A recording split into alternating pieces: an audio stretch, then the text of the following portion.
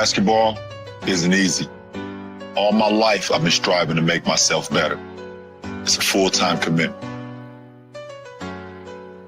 To be the best, you have to work the hardest.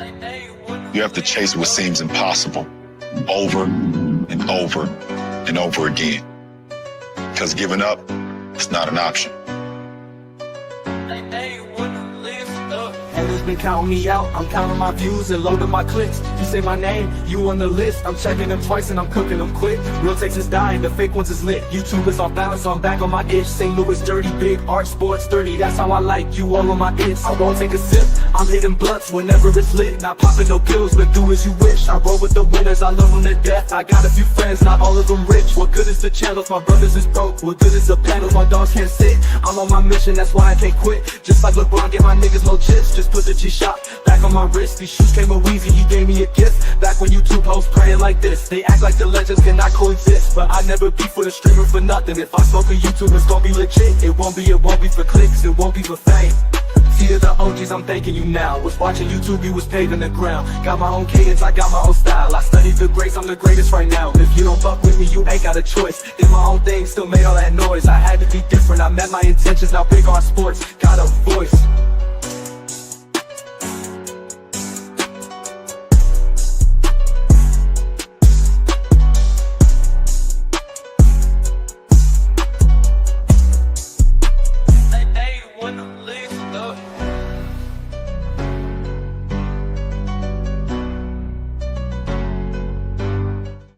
Basketball isn't easy. All my life, I've been striving to make myself better. It's a full-time commitment. To be the best, you have to work the hardest. You have to chase what seems impossible over and over and over again. Because giving up, it's not an option. Haters been counting me out, I'm counting my views and loading my clicks. You say my name, you on the list. I'm checking them twice and I'm cooking them quick. Real takes is dying, the fake ones is lit. YouTube is off balance, so I'm back on my itch. St. Louis dirty, big art, sports 30. That's how I like you all on my itch. I won't take a sip, I'm hitting blunts whenever it's lit. Not popping no pills, but do as you wish. I roll with the winners, I love them to death. I got a few friends, not all of them rich. What good is the channels, my brothers is broke. What good is the panels, my dogs can't sit. I'm on my mission, that's why I can't quit. Just like LeBron, get my niggas no chips. Just put the G-Shock back on my wrist. These shoes came with Weezy, he gave me a gift. Back when YouTube hosts praying like this. They act like the legends cannot coexist, but I never beef with a streamer for nothing. If I smoke a YouTube, it's gonna be legit. It won't be for clicks, it won't be for fame. See to the OGs, I'm thanking you now. Was watching YouTube, you was paving the ground. Got my own cadence, I got my own style. I studied the greats, I'm the greatest right now. If you don't fuck with me, you ain't got a choice. Did my own thing, still made all that noise. I had to be different, I met my intentions. Now big on sports, got a voice.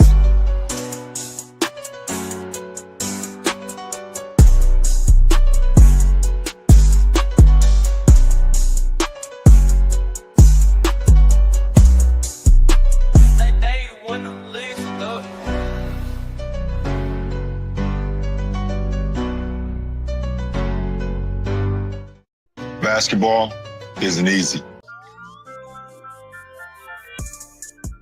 Magic out of the back court. Magic left side to Kareem. Slam dunk.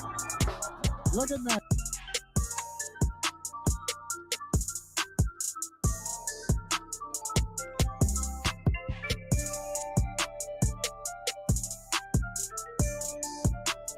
You got 19 or 20 years playing with the Lakers. Yeah, 19 or 20 at least.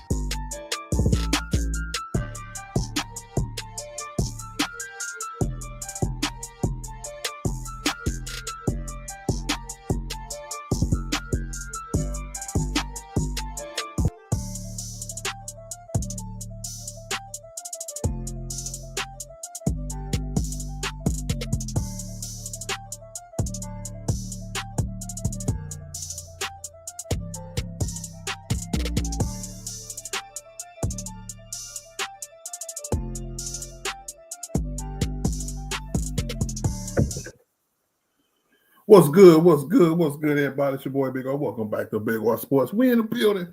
Late night stream for y'all, man. Your boy got off work. Seen wasn't nothing cracking. Thought I'll drop a stream for y'all, man. Let y'all get y'all streaming on today. What's good with it, man? Ain't no game today. It ain't game day. I'll tell you that for sure.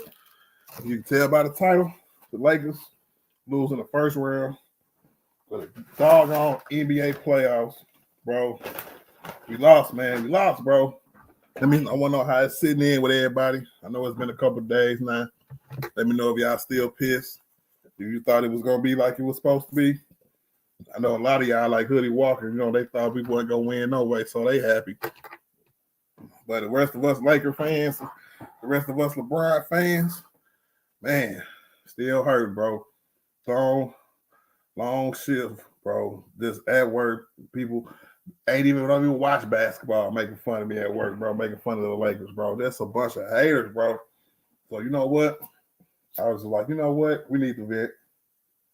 We need a true venting session. I know capping session with people who ain't even really Laker fans. So I was like, you know what? It might be late, but it's 8 o'clock on the East Coast. So I'm going to drop it, bro. So I'll drop a stream tonight for y'all, man.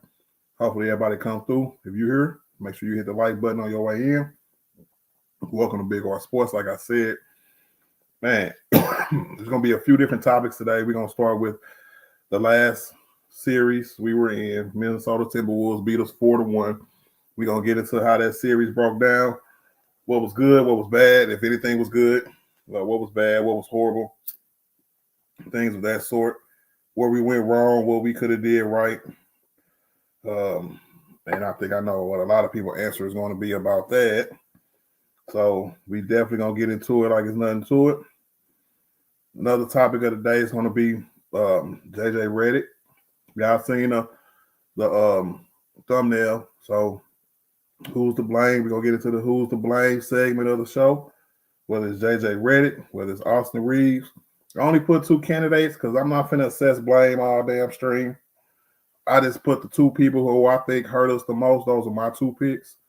You know what I'm saying? I think those are the 2 people who hurt us the most. I think JJ Redick, bad coaching in his first round series.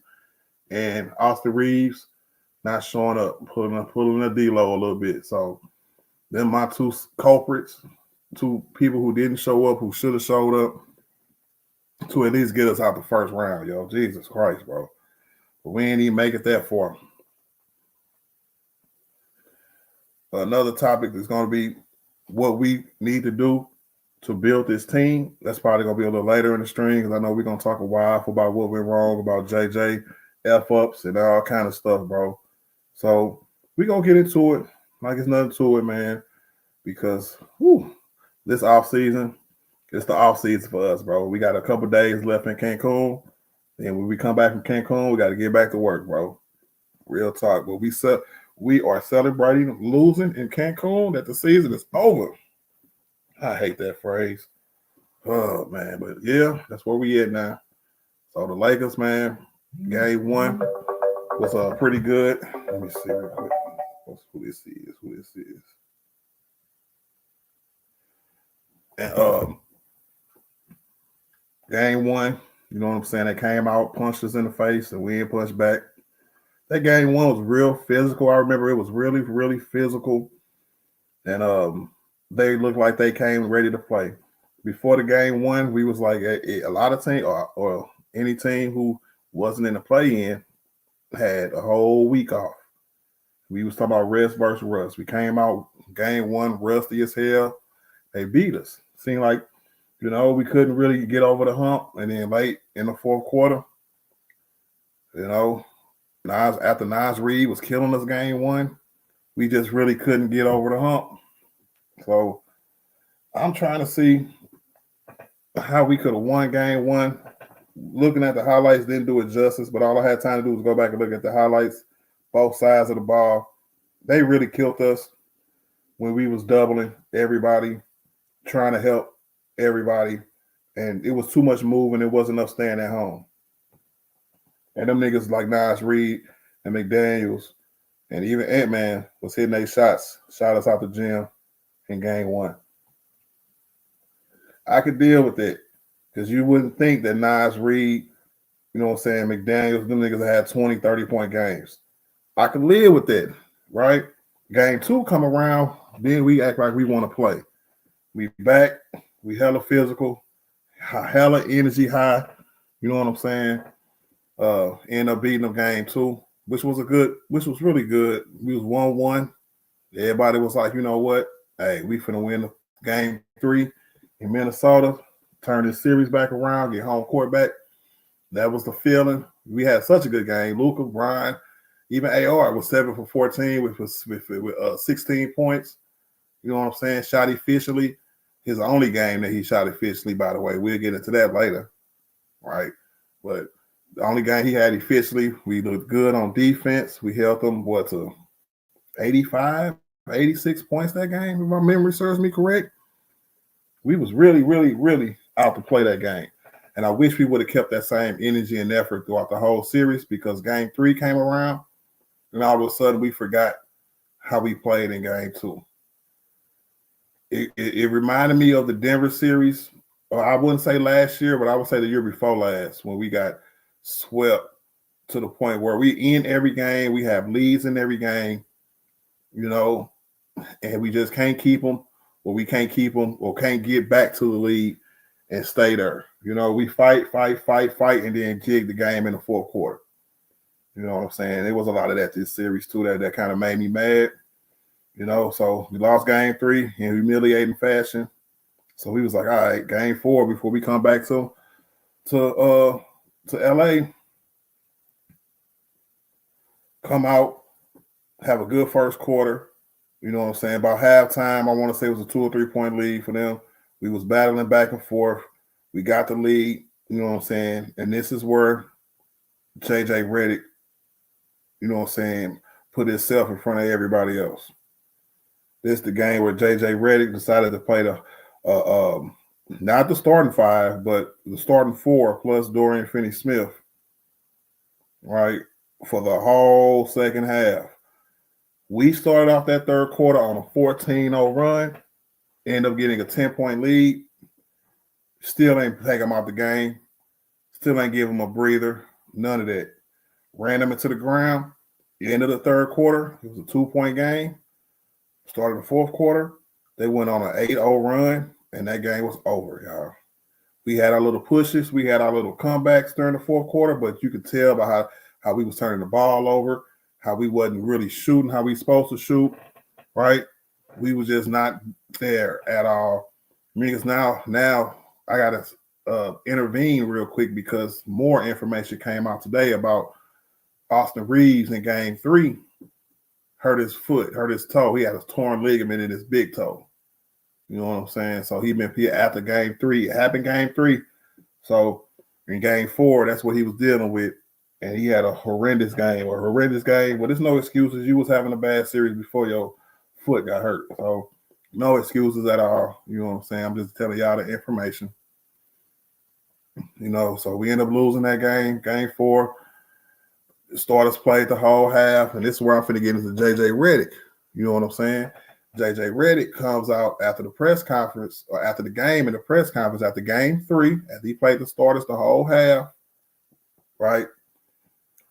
Didn't like the questioning, you know what I'm saying? Snapped at the reporter, got up and left the table. Like he had an attitude because a reporter asked him why the first time in history did you just play out your 5 guys all second half and not playing a center and not, you know what I'm saying? He asked, did you discuss it with your assistant coaches? Did somebody tap you and say, hey, you might want to give Brian a rest or something? He was just asking regular reporter questions. JJ snapped on him and got up and left the table. So he was pissy after game 3. So game 4 comes around, and I didn't find this information out until later on that day, because when I watched the game, I got to have my sound off. So apparently during the game, Reggie Miller was talking to everybody, telling everybody what happened during the pre-meeting, the pre-game meeting. Because if you don't know, the commentators, Reggie Miller and the other dude, they have a pre-game meeting with the coaching staff, you know what I'm saying, to pick their brain before the game. And Reggie Miller said on live TV that he was acting childish during that pre-game meeting, because they was asking him about the playing all the starters the whole second half and what was the deal with Jackson Hayes, right? So he blew up when it was acting childish in the pre-game meeting. So Reggie Miller kind of put him on blast during the broadcast, during the game. You know what I'm saying? So we end up losing game 4. Rudy Gobert go for 27 points, and I want to say like 24 or 25 rebounds. Nigga had a 25 game, bro. Get out of here, man. Rudy Gobert. We was watching it. I streamed that game. We sat here and watched Rudy Gobert kill us the whole game. And JJ Redick didn't answer that until 5 minutes left in the fourth quarter. He didn't answer it with the guy who got you there, who was playing center all year after the AD trade. You know what I'm saying? Help us get the 3rd seed. Played really good in AD absence when everybody thought we was going to be trash because we didn't have AD no more. Gave everybody hope. You know what I'm saying? Straight benched him, bro. Didn't even play him no minutes. He put Maxi Kleber in for the first time all year since he came back from his broken foot injury. So he going to have to answer for that one way or another. But because at the press conference, when they asked him about it, you can kind of tell, you know, we've been watching JJ all year. So he kind of gave a BS answer, talk about this give and take. You know, so we couldn't really score, so I didn't play a center. To me, that's a BS answer. You tried your game plan, JJ. You had a whole week to scheme for them. And what you do, you jig. You know what I'm saying? Your game plan didn't work, and you were so stubborn. I don't know who gave you that advice on that coaching staff to just stick with it no matter what. But you stuck with it, and it got us gentlemen swept. You know what I'm saying? His lack of adjustments killed us. His lack of adjustments in game and his lack of adjustments after games and between games. It's the playoffs, bro. I know he's a rookie, but it's the playoffs. You got to know you got to make adjustments to every game, especially if you ain't winning in the series. Sure, we was down 0-1, tied it up 1-1, and they never looked back. So JJ Redick got some explaining to do. We're going to get into that a little later, bro.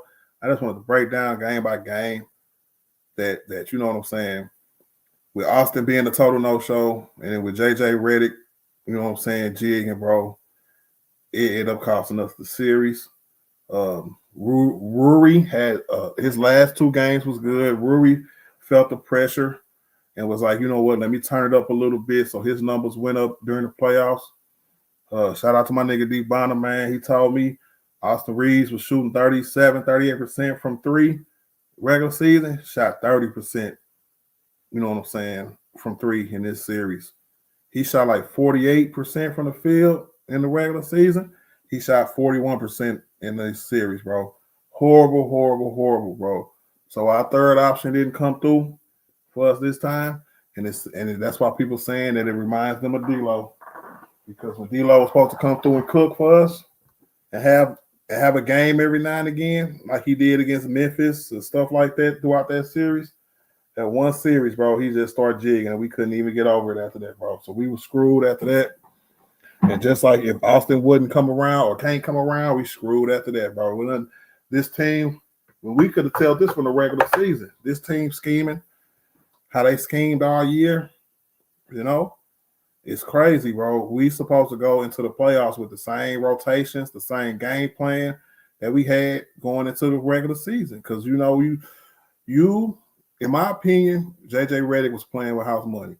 When we got Luka, everybody was like, okay, if all we're going to have is Jackson Hayes, then this is a trade for next year, a trade for the future. But nobody expecting too much, you know. What's his name? Mark Williams trade got vetoed. Well, nobody expecting too much. But then we went on an 8-game winning streak. You know what I'm saying? Lost a couple games. Then we went on a 6-game winning streak. You know what I'm saying? Jackson Hayes to start his starter. When he started starting, I should say, after the 80 trade, we went 10-3. You know what I'm saying? And everybody was like, Jackson Hayes finna earn him a paycheck. So JJ Redick kind of shot it on old dude. You know what I'm saying? Because he kind of first of all, he played him by not, you know what I'm saying, not giving him no clock after he helped us get to the 3rd seed. To me, that was egregious enough. But just behind the scenes, this nigga Jackson Hayes is going to be a free agent. You know what I'm saying? Why would you do that to somebody who then had a platform to try to make him a little money, but you don't want to ride with him? You know what I'm saying? Because you think your personal schemes that people, with a lot of little people who play like you, you know what I'm saying, and shoot threes all the time. You think that's how we're going to win. And if that's JJ coaching style, then he's not going to be a successful coach. You know what I'm saying? Because we've seen small ball for a couple years now. Frank Vogel, when Frank Vogel was the coach, he didn't do small ball.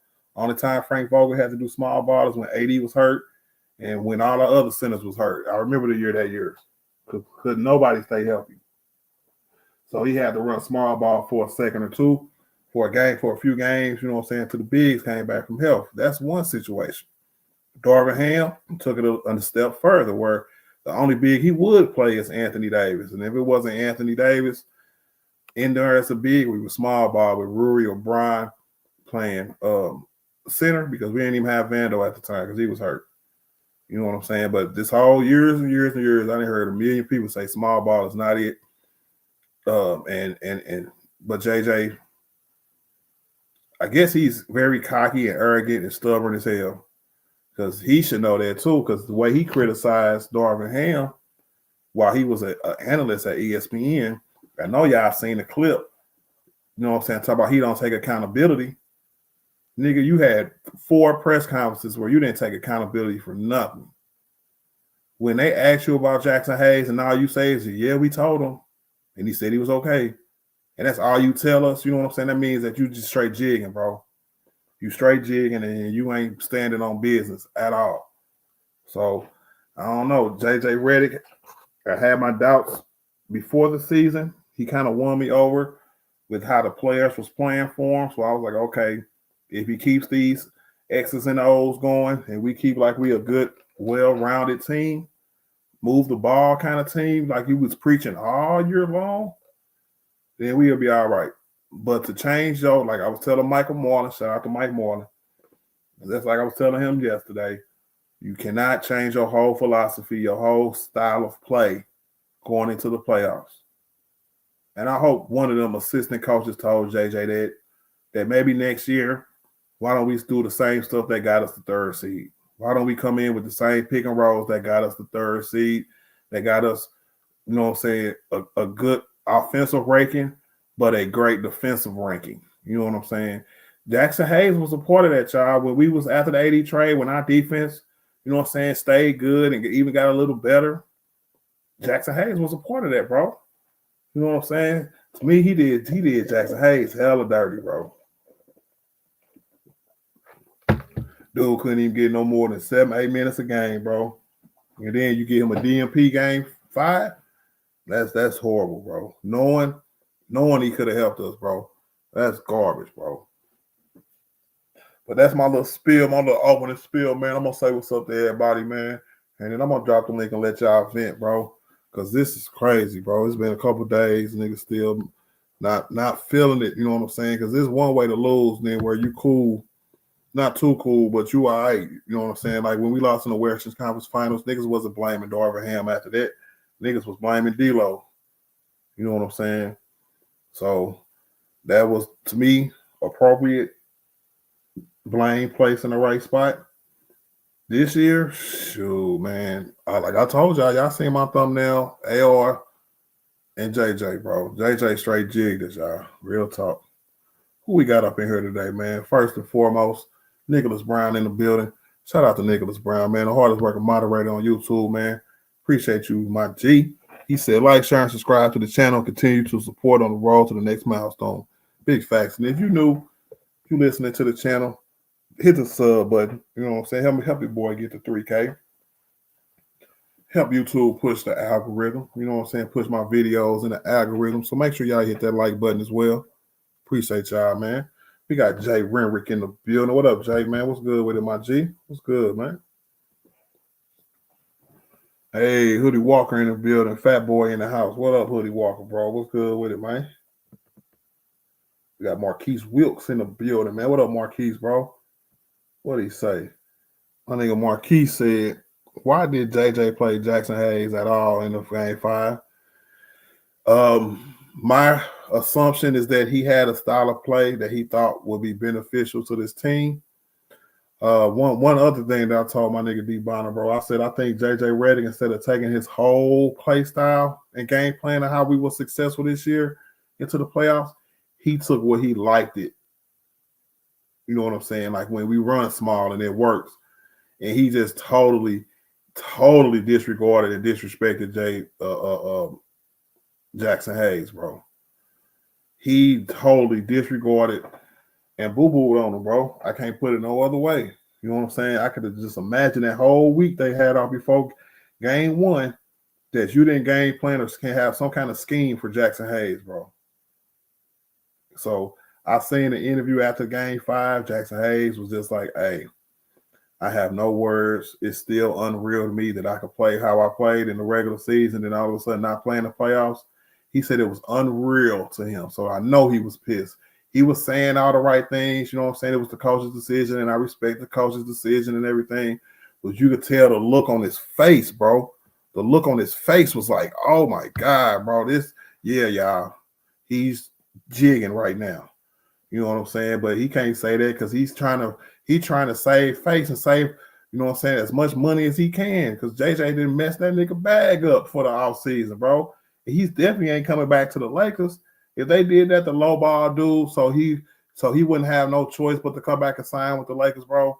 If I was him, I'd go sign with somebody else, G League or something, bro. I wouldn't even come back after JJ Reddick did him, man. But that's whack as hell, bro.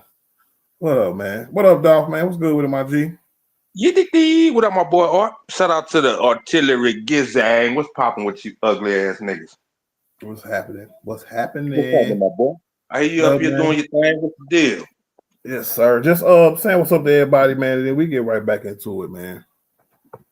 For sure. Yeah. This is ridiculous. The more and more I learned, Dolph, the more my passivity level went up. All you gotta do is wait till the stories come out, kid. Yeah, bro. And they came flooding out today, too, bro. Man. Well, we gonna get into it, man. Joe, what up, Joe? What's good with it, man? I am the GOAT. Appreciate that, Joe.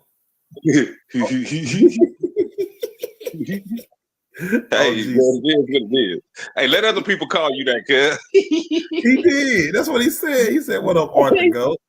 And I said, "Yeah, I am." Boy, they gonna kill you like LeBron, boy. No, they ain't. So, hey, I wish. Now let me stop. OG Sonic in the building. What up, OG, bro? Jay Hollywood, man. What's good with it, bro? Yeah, Brian got an MCL grade 2 in game 5. I seen that. They said that if we would have won that game, he would not had to play the rest of the series. Probably the rest of the playoffs. So that's another story. Chad Ocho Nueve. Offseason. Luka refreshed and healthy. LeBron best second, third option in the league. Reeves get that Tony Parker floater in this game. A big man and a 3-and-D player. That's not too bad, Chad. That's not too bad at all. The only thing that I would change about that is that I would actually, and I'm gonna get into this later too. So y'all remind me in the chat later on to go more in depth in this topic right here. When we get to what we do in the offseason part, we got to make some tough decisions, y'all. You know what I'm saying? Because we didn't seen this team in a few years now to know what kind of fit. We all know how Luka play now. It was a big enough sample size to see what kind of pieces we need to get to fit around him. And as much as I love Austin Reeves, I don't like that fit. When he's super healthy, right? Let's take the first 3 games, or the first 2.5 games when he was fully healthy. That them two in the game at the same time. When JJ not going to play the other defensive guard in Jordan Goodwin, you know what I'm saying, or not play the guys who you had in the rotation throughout the whole year, then that just leaves them 2 guys on an island for damn near the whole game. You know what I'm saying? So the only thing that I would change from that Ocho, bro, is Trey Reeves for a defensive 2-way 2-guard. People say 3-and-D perimeter player who can slide in, but I want that to be a defensive guard who can shoot threes. That 3-and-D player has to be a guard, bro. But a big man, you know what I'm saying? LeBron's second best third option in the league. Same, you know what I'm saying? I agree. You know what I'm saying? Because this year, in my opinion, LeBron was the best second option in the league this year. You know what I'm saying? So it's just we didn't come together when it was supposed to come together, man. Yep. OG said I blame Palinka because he should have traded AD for nothing in the middle of the season. It's completely disrupted the system that was built in the team. That part I agree with too, but Jackson Hayes gave us a little bit of hope for that. You know what I'm saying? It was like, okay, because we was down. I ain't gonna say we wasn't OG, bro. We were down after the AD trade. Was like, damn, this is really like chalking up the season. We got to get ready for next year in February, right? But with how Jackson Hayes, Rory, Brian, AR, and Luka played as a starting unit, and then how DFS, Vando, Gabe Vincent, and Jordan Goodwin, and sometimes Dalton Connect came in and gave us some really good minutes. It might not have been all of them all the time, but it was enough for them most of the time to get us the third seed, bro. So I don't know, man. So AD got injured, and so did LeBron. Weren't going to play anyway. Yeah, but you know what? I really think if AD would have stayed here, I don't think he would have got hurt. It's something about being comfortable where you at, and not overexerting yourself because you want to prove a point that the Mavericks is going to be okay. And I think AD went out there to kill niggas, and you know what I'm saying, and he moved the wrong way, just like Brian did with his groin. Nigga moved the wrong way, tried to get somewhere too fast, and he pulled his groin too, man. So minor injuries though, he came back into the season healthy. Minor. I want to say he probably missed 2 weeks or something. You know, what up, critical thinking, man? What's good with him, my G? President of Earth. I don't know who that is. He said F Ant-Man and his child support increases. You know what? Oh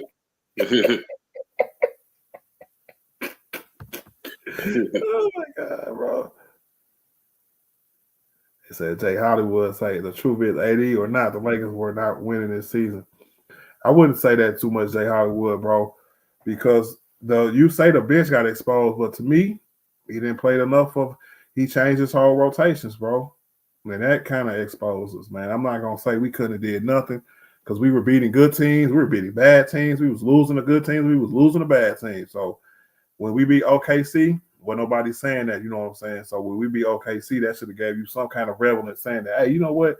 If this team plays at its best and plays the right way, we can beat anybody. And I still believe that. I believe that before the series started. I believe that at the end of the series because one, I saw how Austin played, and two, I saw how dropped the link, man. Huh? DeBonis said drop the link.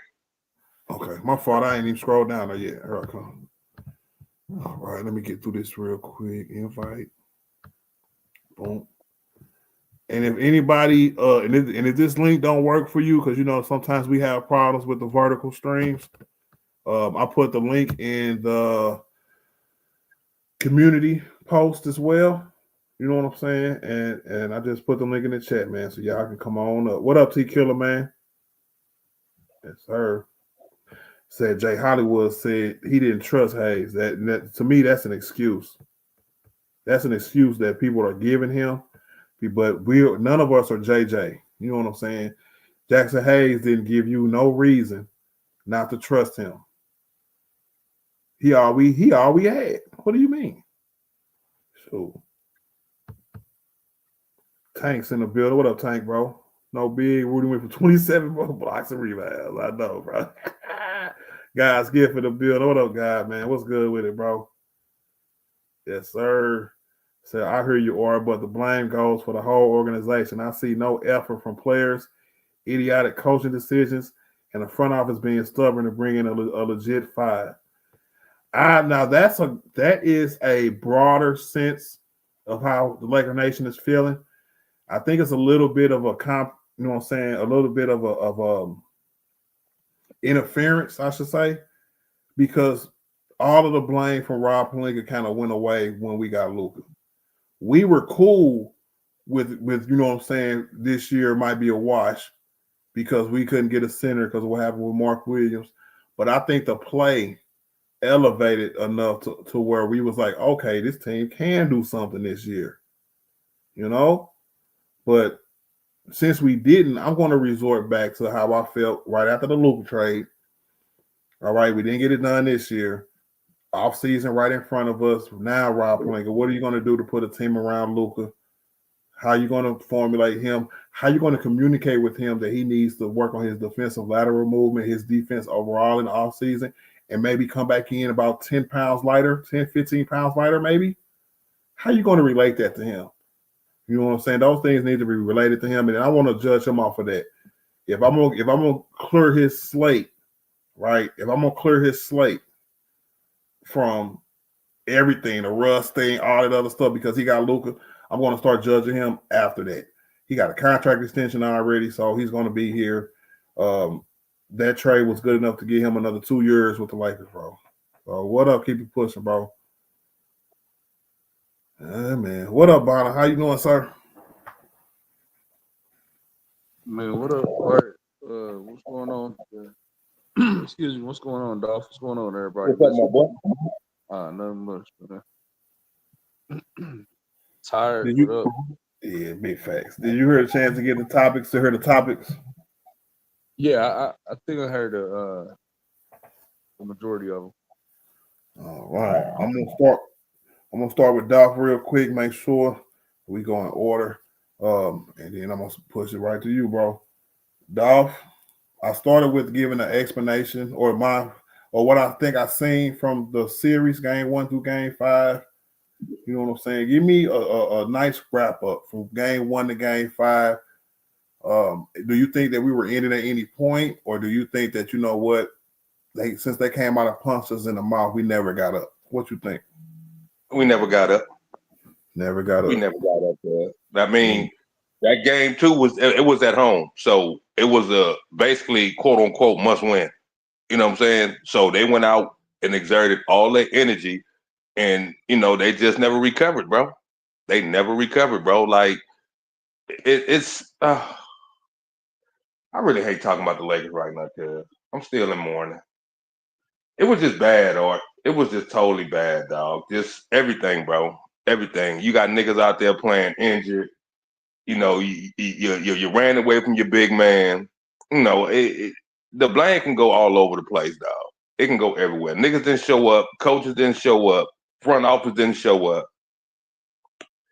Me personally, bro, I think they knew they wasn't gonna get too far, bro. I really believe that.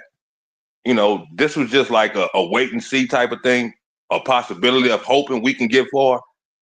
But we just didn't have it, because if you look at it, our team was what's the word I'm looking for? Was the least put together team in the Western Conference, dog. Yep. You know what I'm saying? Look at all the teams, bro. We the only team, bro, that just looked outside of weak Memphis. But we the only team that just looked discombobulated, bro, from quote unquote the contenders. We had nothing for nothing, dog. Minnesota was just a better team, bro. Better athletes, better team. And the lack of a big man really hurt us, bro. And I blame everything on the organization. I don't give a damn. I've given them all the blame. All the blame? Yep. Because here's the thing. When that nigga AD asked for a center, that nigga was shipped out, bro. Luka comes in, asks for a center, they go get Mark Williams. That's facts.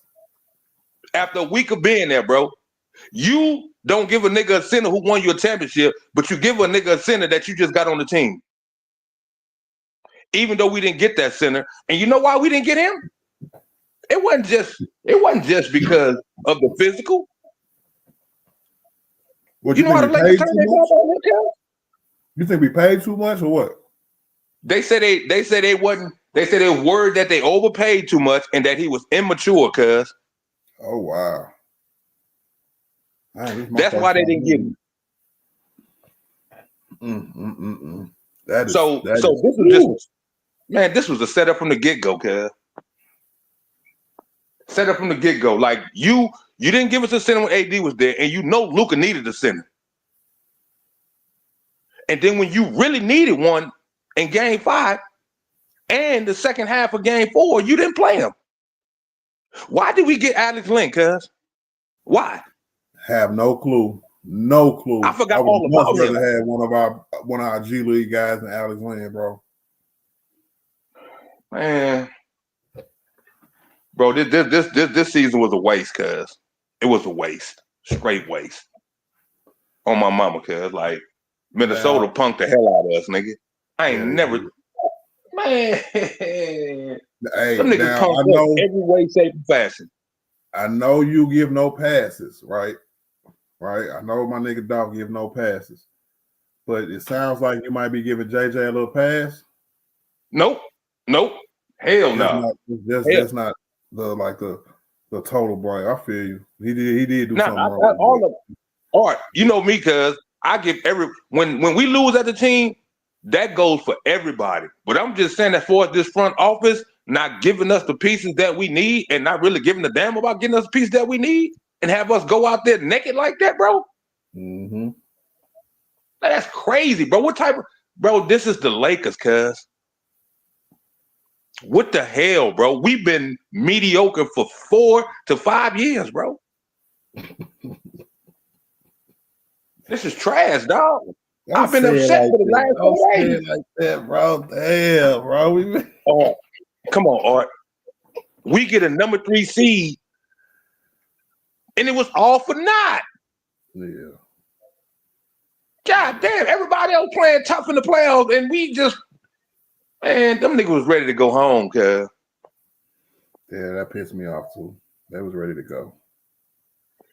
It's crazy, bro. Like, yeah, JJ, he get a lot of the blame too, cuz. But I'm just saying, front office, bro, they didn't give us what we need. They didn't give the team what they need. So yeah, it put niggas in certain spots. You know what I'm saying? So it is what it is, dog. So I got who's to blame. You got the whole organization with a little something for JJ. That's what I got. Sound Yeah, about right? yeah, Okay. Nice work. yeah. Bro. I mean, because you had them players, you know, once again, playing out of position. Once again. Big We fact. never won like that. That's how Denver beat up on us. Cause we had niggas playing out of position that shouldn't have been playing the position they was playing. Mm-hmm. Come on, man. All What right, these damn dog. coaches doing, bro? Hold that tape. I'm gonna circle back, bro, when we get into You good? AR and TJ Reddick. But I want to ask Bonner the same question. Give me your series recap, bro. If there's blame to be assessed, go ahead and assess it. But I do want one person, you know what I'm saying, who you think is to blame for this series. But let's go game by game if you want to, Bonner, bro, and tell me what you've seen that was like, are we going, or do we really want to come to play, or did we not come to play? Jesus Christ. Yeah. I feel I gotta be real with y'all. I feel betrayed. And I know people will say, "Oh, that's so extreme." What do you mean betrayed? That's a huge word to be using. No, it's not, because you had a lot of people from coaching on to the players. I feel like that they pulled a deal on me. Obviously, you know, we all knew about the incomplete with the roster. We needed a big, and in the end, this makes it look even worse because everything's just going on, and you're still talking about you need a big. And I agree with Dog. Anthony Davis said this, and y'all shipped him off. Y'all needed a big from the get go. But let's be real. The Lakers, they hooped up towards the end of the season. Everything was coming together. Literally, the main things that I talked about that they had during the postseason, they went away from. Team defense. I saw none of that. Outside of game 2, when they played, I think they held the Wolves to 84 points. But pretty much outside of that, I feel like the others, Timberwolves supporting cast was a lot better than our supporting cast. There was some minutes with some players who I didn't feel like they played a lot. They should have got more minutes, but I got to be real. Some of the others, they were underwhelming. And that goes from DFS. I felt like DFS, he looked every bit of 32, 33 years old. That go from Gabe Vincent, even in the minutes that he played. I mean, we've been saying for the last few years Miami Gabe, and he hasn't shown it. But first and foremost, I give, and I'm just saying that just brief. JJ Redick, you completely abandoned everything you did in the regular season, the concepts, the ideology, who you were as a coach, and you turned it to Darvin Ham. It pissed me off when I heard them after the post game of game one saying they were ill prepared for the physicality of the Timberwolves. What are you Big talking fact. about? This is the Yeah, big playoff. fact, bro. Yep. And you had a whole week. That's big fact, bro.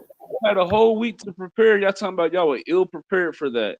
What do you mean? And then another thing is the Timberwolves. They just had a lot of people. Julius Randle, he had a phenomenal series. Jaden McDaniel, he gave you 2 or 3 30-point games, and there's just a lot of contribution from other people. But yeah, man, just the inability of JJ to make adjustments, he made none. I feel like he made none. Then the idiotic decision to roll with that same 4 core people for the rest of the second half of that game. I want to say game 4. Yep. Yep. It's ridiculous. What were you trying to prove? And everybody keeps saying he didn't trust people. You've been trusting your team, the entire team this whole season. Watch switch up. Even when you were gaining leads, you were playing the bench. So why switch up? And then I gotta be real. I think from a offensive and a defensive standpoint, I like what Brian did. A lot of people got to understand Brian was playing Nas Reed, Julius Randle, Gobert, what's it, McDaniel. So Brian was I thought Brian did a phenomenal job defensively this series. And what you were asking for from him offensively, he didn't have it because all those players I just named for the Timberwolves, they're at least 6'10". And then another thing is, all I keep hearing about is, Luka, he always been this way. He always been this and that. And don't get me wrong, because Luka, he had a very strong first 1 or 2 games offensively. Hey, all two power to him, whatever like that. But this, what you did when you got to the championship last year, and the conditioning you're in, and the weight you're at, and he just always be that night way. No, that has to change because you were trash on defense. We saw them kept picking after you. You have to my thing is, you don't have to be the greatest defender. You don't have to be one of the all defensive team defender. You got to give at least effort. And I'm just going to give him grace because I know because he came over late in the season or whatever like that. But he's going to be our guy. He's going to be here no matter what. When Brian leaves, Luka's going to get here. But we got to stop using the excuse of he's always been this way. Look where he's got it. Yeah, he's always been that way, but it never resulted in an actual championship. You got to do better with that. I love what he did offensively the first 2 games. It was a little up and down. And then also, as a coaching standpoint, the fourth quarters, we lost all the fourth quarters. We were severely out-rebounded, especially on the offensive glass. And then Anthony, and another concern that I had when we first made the trade, Reeves and Austin, Reeves and Luka on defense, completely exploited. You cannot do what I said before, and before we went on the run, I was like, okay, the team defense, you playing good when you playing Vando and all that. You can't play with them two, especially on the championship level. That won't work out. So in this offseason, when we're looking at legitimate bigs, and I agree with you about the wings too, or not the wing, but the guard. We got to get somebody who's more physical, who's going to be constant, who doesn't mind, taking a defensive assignment, and also he can knock down a shot legitimately. We need somebody like that for the playoffs. Austin Reeves, that's another thing I want to talk about him. The man, he completely just he pulled a D-Lo.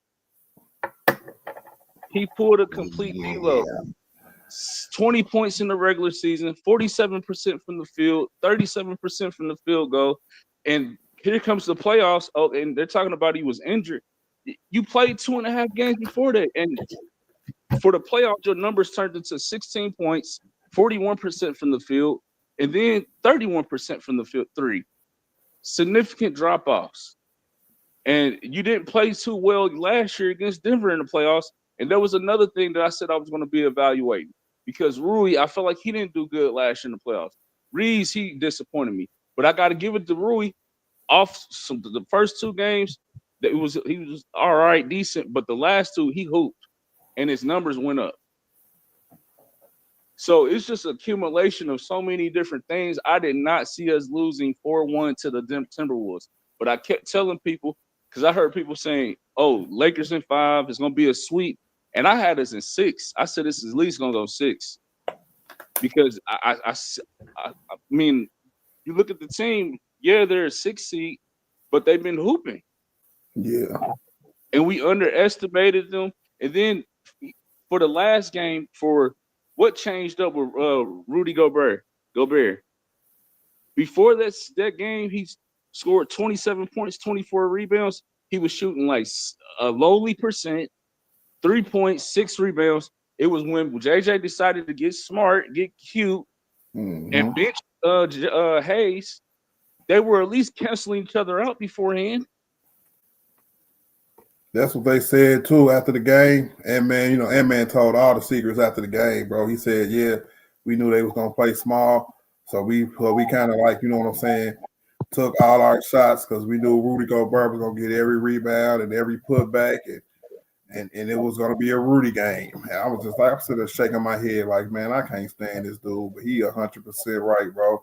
Because a good coach take advantage of his mismatches, bro. Exploit them. Yeah. Got to, bro. That's why I said this. The small ball. I want to live and die by that. It wasn't enough adjustments for me to roll. And like I said, a lot of this stuff that I saw with even the players, even the JJ Redick, I did not see happening in the first round at least. Like, come on, we're home, and it's what, May 2nd, May 3rd. Yeah, that sucks.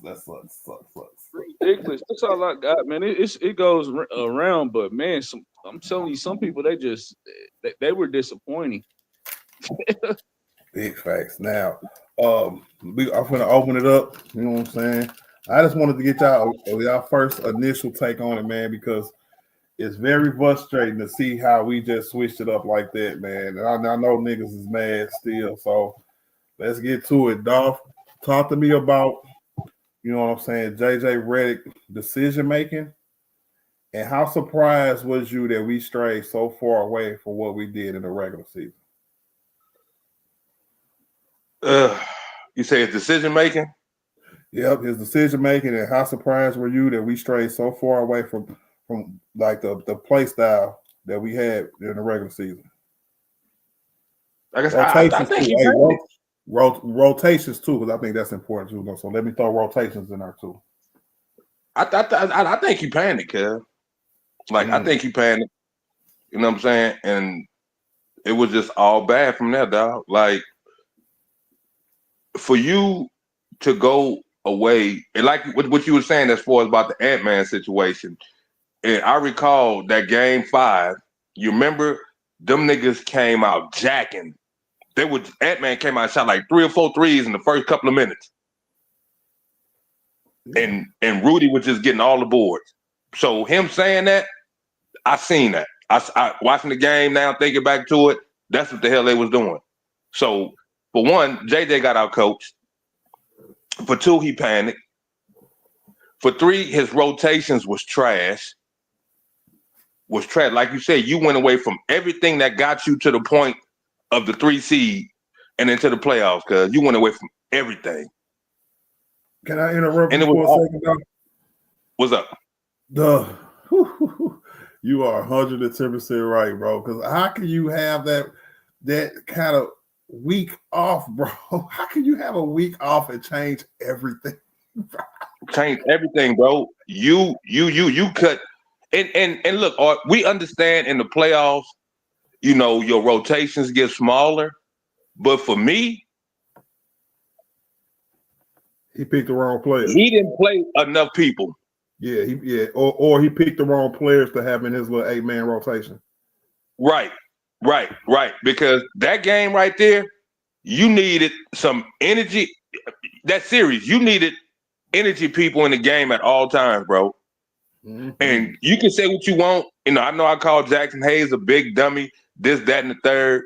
But nigga, he's a 7-footer that can cause some type of whatever inside the paint, bro. Yeah, he ain't gonna get you the gaudy numbers, but he can muck it up a little bit, bro. You know what I'm saying? Rudy had it too easy, bro.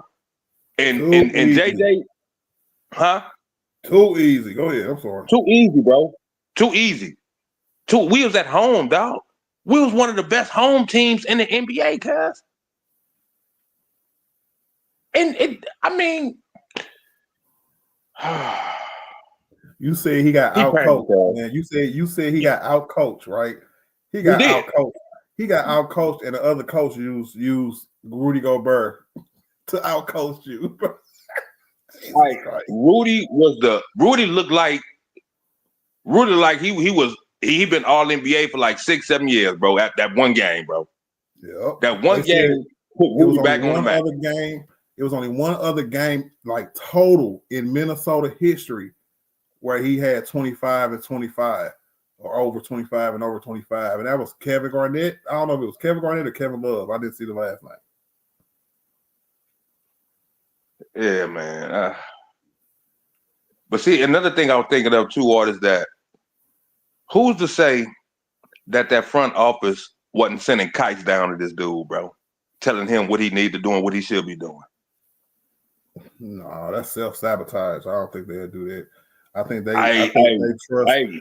trusted JJ to do whatever he needed to do. Because remember what happened to the last coach that when they had to come down to tell him to start playing bigs. But see, that's the thing. You saying that self-sabotage, but what has it been over these last so many years, bro? It's been self-sabotage, my nigga.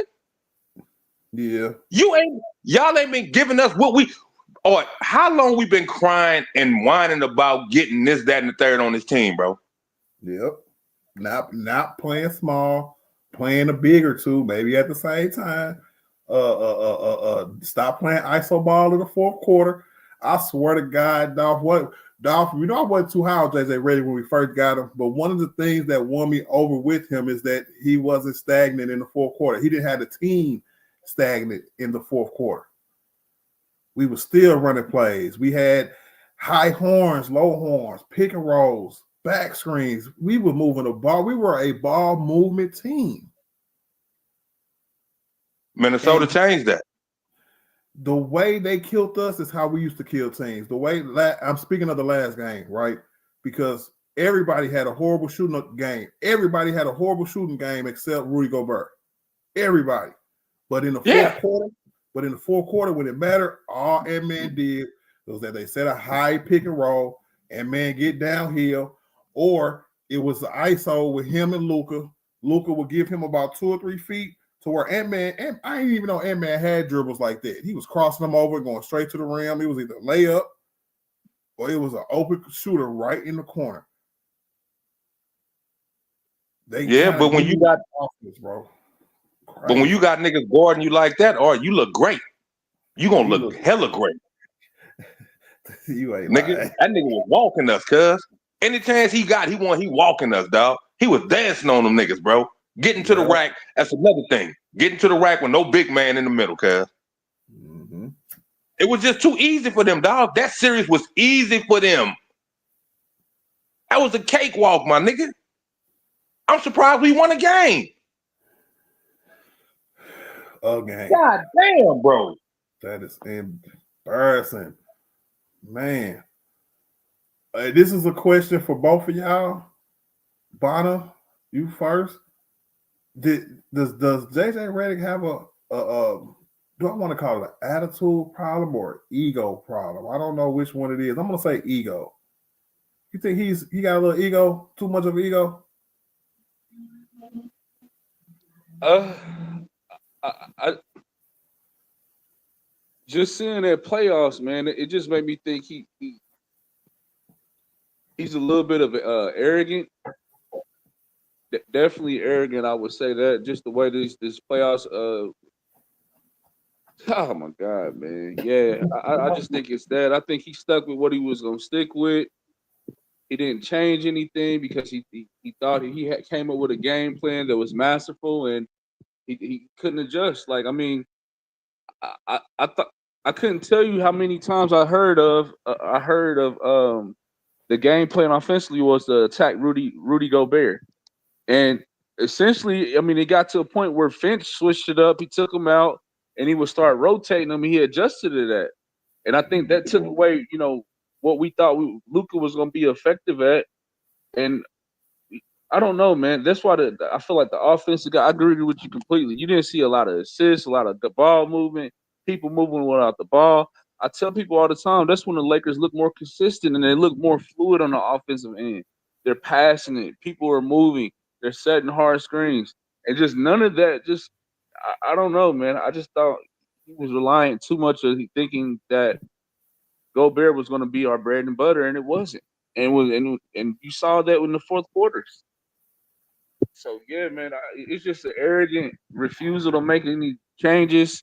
You already seen, the prior small ball don't work too well, especially with a lineup like that, and they're just consistently going in the paint. They're continuously staying in the paint, getting paint points, and the second chance points. It doesn't make any sense. I still don't know what it is. What happened? What happened to the coach? What happened to the players? Why they pull a Houdini? That's it, man.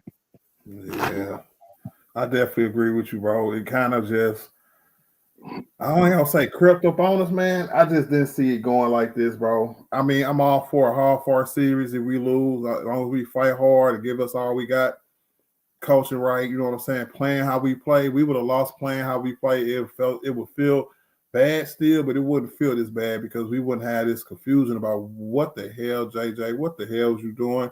Austin Reeves, what the hell, bro? You was not supposed to D-Lo us. And everybody else, bro, I could try to put it on our bench. We didn't have a bench, but the way JJ was running his rotations, he should have opened it up. He shouldn't have, like Dolph said, to start the stream, to start this opening topic, opening statement. He should have expanded his bench more to maybe 10. Yeah. Why not? Yeah. It would have gave him, because remember I was saying how JJ was taking options away from Luka and LeBron, not playing a big, not playing a center. Because when Bonner said that in the fourth quarter, right, instead of having Luka go up against Rudy, it was like more of a one-on-one against Rudy. You know what I'm saying? It was more of a, what you call it when you hunt? Yeah, when you hunt somebody, it was more like a hunt Rudy over and over again instead of using your options and putting Rudy in a pick and roll. Putting Rudy, you know what I'm saying? I'm sorry, not Rudy. Rudy in a pick and roll. Put him in the back screen. Do a lot of different things. You could do a lot of different things that normally will take him out of this game instantly. Because Rudy, when it comes to those kind of schemes against him, he don't really go that hard for real. You know what I'm saying? So you had somebody on the bench who could have gave you scoring, because at the press conference, he said one of the things about him, he didn't play a center or we couldn't score. Nigga, that's not a center question. That's a Dr. Connect question. You need scoring, nigga. Throw somebody in who can shoot threes. You need somebody who can defend your guards, the guards in front of you. Put your defensive guard in. You've been grooming them for the half of the season. To just say, yeah, I'm not going to use y'all. Y'all good. That's what makes no sense at all. Like Jordan Goodwin, I thought he was gonna get burned. I thought he was gonna be good for us. You kind of just kept the same coverage with Anthony Edwards. You barely switched that up. I mean, it was so much in this game that's infuriating, or this series that was infuriating. And it partly, like I said, it goes on why weren't certain players played? Why wasn't Vando played more? Like you got to do something. You have to do something, and just I don't know, man. That was maybe he'll talk more about it this offseason, but yeah, that was just I don't know, man. That was bad. He was stubborn, Terry. He was stuck in his ways, bro. Stubborn. He was stuck in his ways. Yeah, I like that word too, dog. Stubborn. Shout out to Chris Jones, man. Shout out to the artillery gang. What up, Chris, man? What up, Mari? What's good with it? Devra, whatever your name is. He said that's Luca's basketball. But actually it's not. Luca basketball persists of two bigs and two.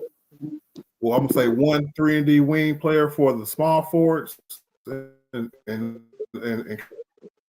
of small power forwards, and a defensive guard who can shoot the lights out. When Luca was at his best, he had Michael. What's his name? I almost called him Michael Finley. What's his name? He got the junior on the end of his name. He played for the Pistons now. Oh, Hardaway. Tim Hardaway Jr. Yeah. Who else he have, y'all? That's like he had DFS. You know what I'm saying? He had like before he had Kyrie. Oh yeah. He had the little light skin dude. He had a few players, but you know he didn't even have Gafford yet. Yeah, I think Gafford and Lively they really opened it up for him. And then that's another thing in this offseason. I'm sorry, I'm already hearing some names where I'm like, do they meet the athletic build? No. Nope. Like, where are we considering these? Brooke Lopez, I'm sorry. I think he's done, man. He's not. That's what I was speaking about earlier, Bonner, bro. I feel like that this offseason, unless it's through a trade, let me put that out there first. Unless it's through a trade, right? If it's free agency, we done. If Brian could take less money and we're still not going to be enough money, because whether he take less money or not, we are already in a position to have the mid-level tax player exception. You know what I'm saying? So that's going to be around 12 million next year, 12 and a half, something like that. So that's what Brian was going to take less money for, so we can qualify for that this past year, but they couldn't find nobody. You know what I'm saying? And I think he's going to take less money this year if he come back. They said even if Brian, say Brian $54 million was off the books, Dolph, we'll have about, I think he said $12 to $15 million in like actual salary to go sign somebody. That's if Brian just retired. Just retired. Let's say Brian retired tomorrow, and we had that $52 million. That will only put us back like normal. A team under the original salary cap, like under the first apron, I guess is what they'll call it now. No, I'm sorry, under the salary cap. It's under the salary cap, then it's the first tax apron, then it's the second tax apron. So that'll put us like normal to the point where we'll have free agency money, but it wouldn't be that much. It'd be like $12 to $15 million, and then we'll still have that $12 million to go sign somebody else.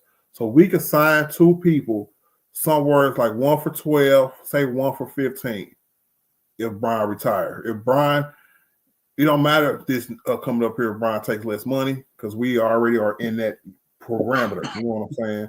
So only money we gonna have for real is the biannual, because Gabe is on his last year, so we'll have a biannual. We will have, of course, vet minimums and stuff like that, and we will have the mid-level, which will be about $12 million. Which is not bad. That's not bad at all, because I know it's only $12 million, but it's $12 million a year. Somebody can get up to 3 years, like Gabe did a couple years ago when it was 11. He got $33 million. You can get to me, you should be able to find you a good big for that money. But like Bonner said, ain't nothing out there. I listened to a couple of videos about the upcoming free agent centers, and everybody I listened to warned that said Miles Turner ain't gonna be there, so y'all might as well forget about that. And the best one that I heard was Clint Capella, bro. So don't be mad at me, bro. I know that sucks ass, but the best one I heard was Clint Capella, bro. Any of y'all Clint Capella takers?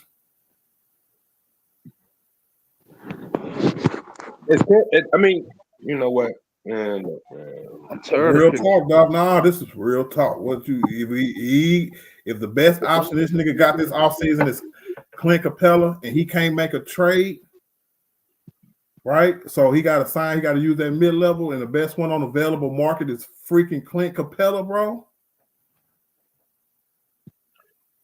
Yeah, I mean, and I know on the outside looking in, people will be like, "Well, we can't get nothing else. We might well go get them."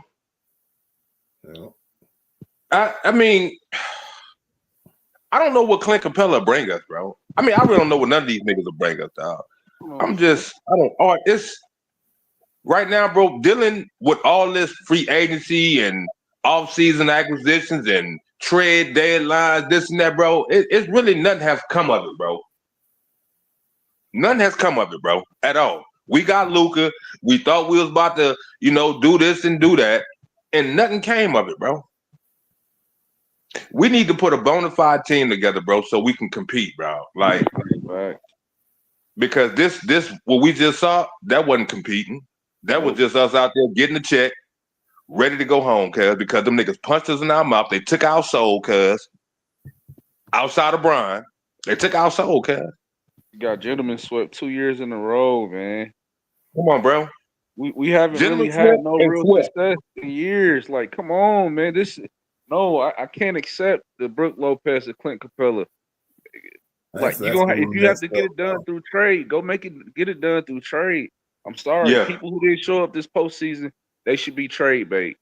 Once And go get again. it. Austin Reeves, This every bro. year, D-Bonner. This every year. As Like, much as no, I as much as I like Austin Reeves, bro, I would do anything to make this team better, bro. And I'm gonna leave it at that. yeah. Hey, if he's your best piece art to get rid of, do what you got to do, cuz. That's what Do I'm what you got to saying. do. Once again, just like last year. Come on, man.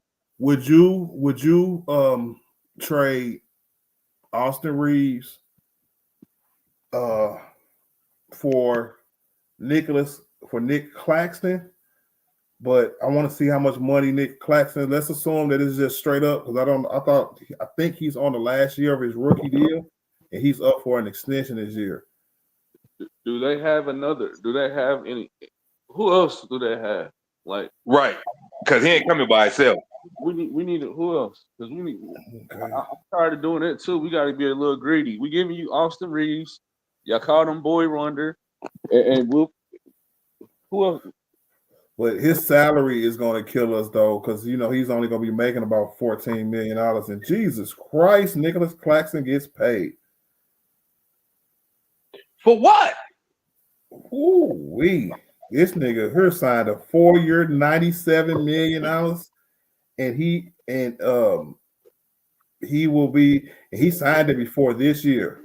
So this was the first year on that 4 years. So next year he make 25, 23. No, you can keep him. And then 20. You can keep him. He ain't gonna. He ain't worked all that, cuz. I'm good.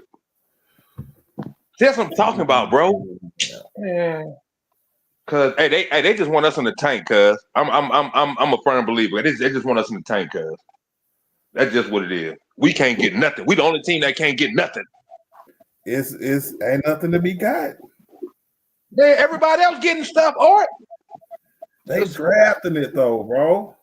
Man, but they getting it, man. Okay, let me ask you this then. You know how like the last few coaches haven't played rookies for real? I think we got our pick this year, don't we? What's it, 26? Yeah. I mean 25? 25. It'll be 25, right? The Pelicans don't got it. If did the Pelicans pick this year or did they pick last year? I don't remember. Well, I think they. Nope, I think they had it last year. Nope, never mind. Nope, we drafted Dr. Connect. They had it.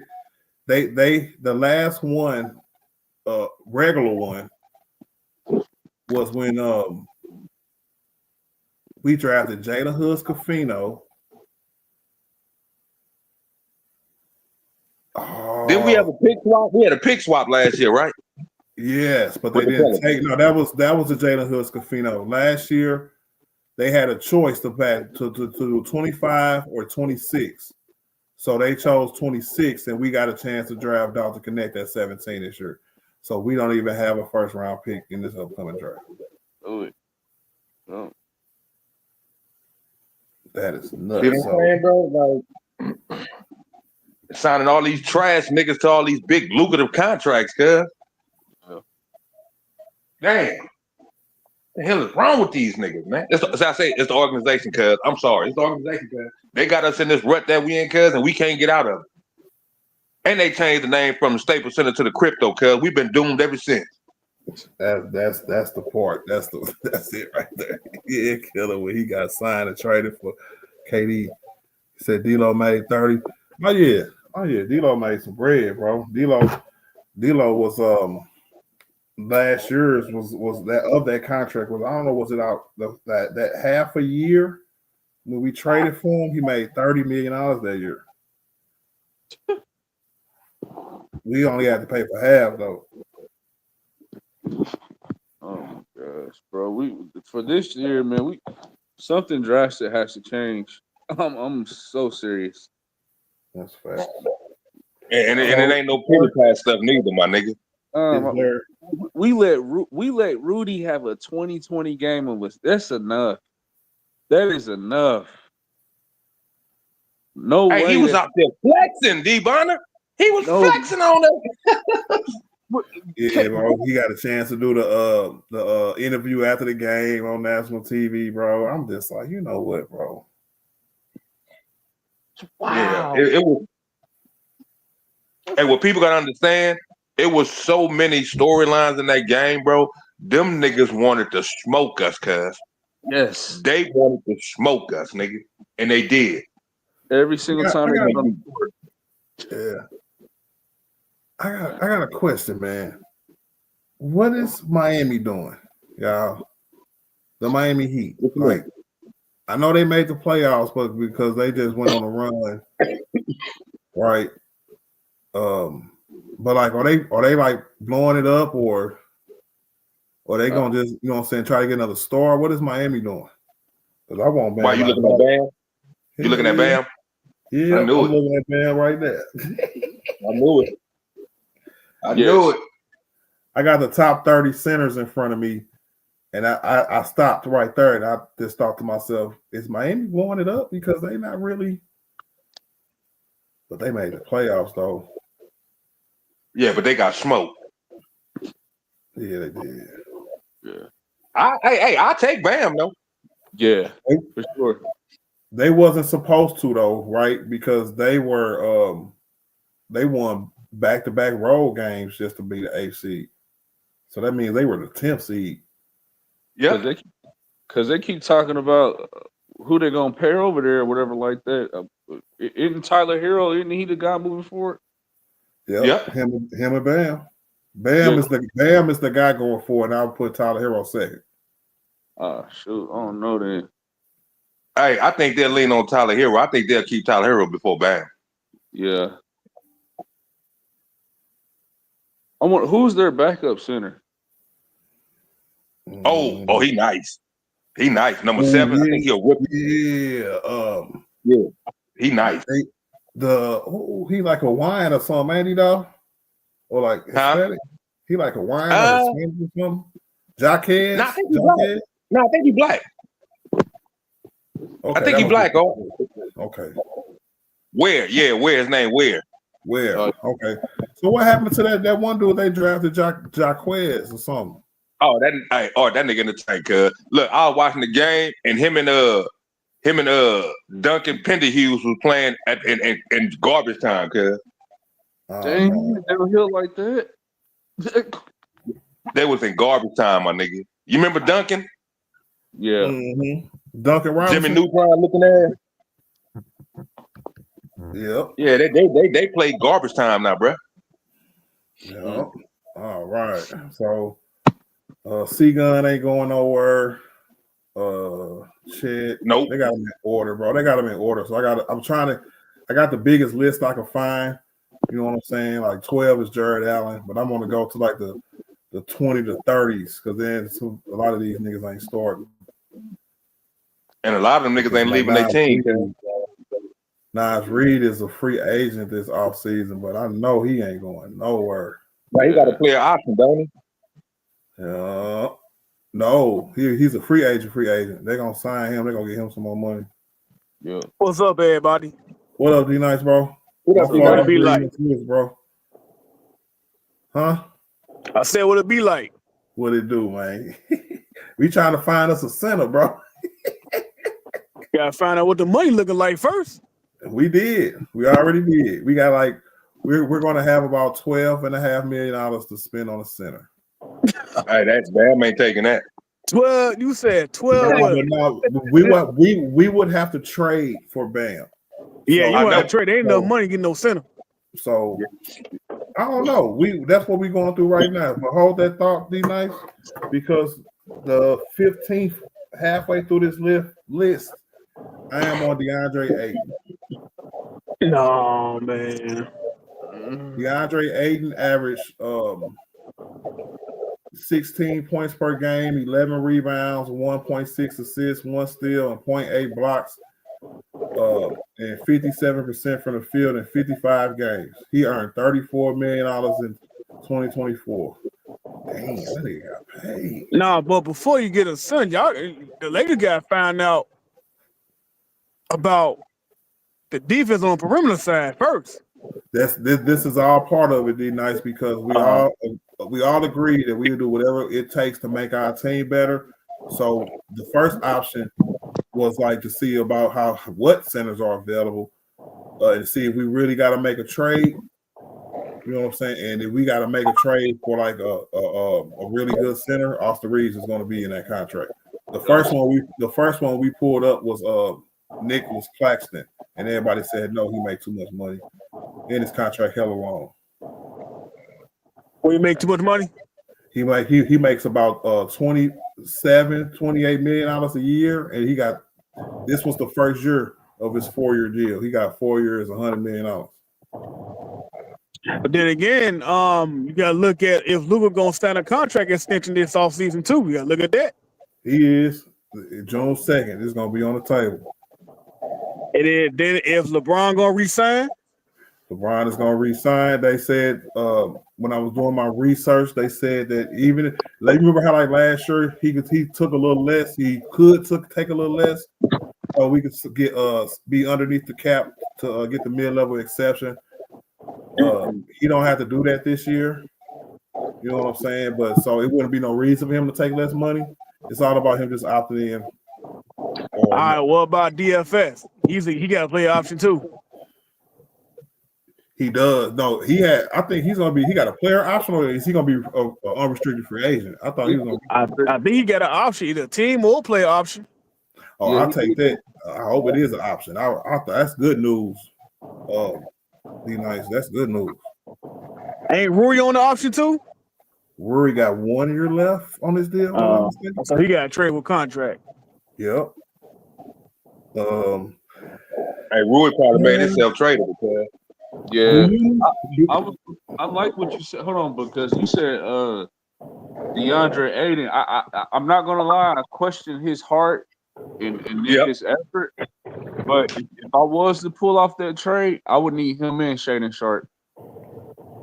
I don't know what the money look like with Shaden Sharp, but if I can pull something where I can get him, Ayton, and like a Shaden Sharp or something like that, he probably make about 10 to 12 million because he was a high draft pick, wasn't he? I'm not sure. Shaden Sharp. that's the light skinned dude, right? Who be dunking? That's the one be jumping all over the place. Got the cool little jumper. Yeah. Said that the Lakers win tonight. Shut up, Aaron. You know the Lakers. Hey, that's crazy. Yeah, because he said he really don't want Aiden. I question his heart, but he ain't leaving us nobody to pick from. We got, I think the best bet, free agent wise, because Lakers ain't got no money, ain't got no bread this off season, bro. So free agent wise, yeah, you might have to go get Brook Lopez for the low. Honestly, that doesn't work with Luka at all. Then at all, and we already X'd him out of there. So You gonna have to get to what you can afford. We said the best person that we can get for the money that we have, D-Nice, is damn, we just talked about him too. What's his name, Who, y'all? Valanciunas? No, not Valanciunas. Clint Capella. So he a free agent this offseason? Yeah, and he's on the trajectory of almost being a vet minimum, but not a vet minimum kind of player.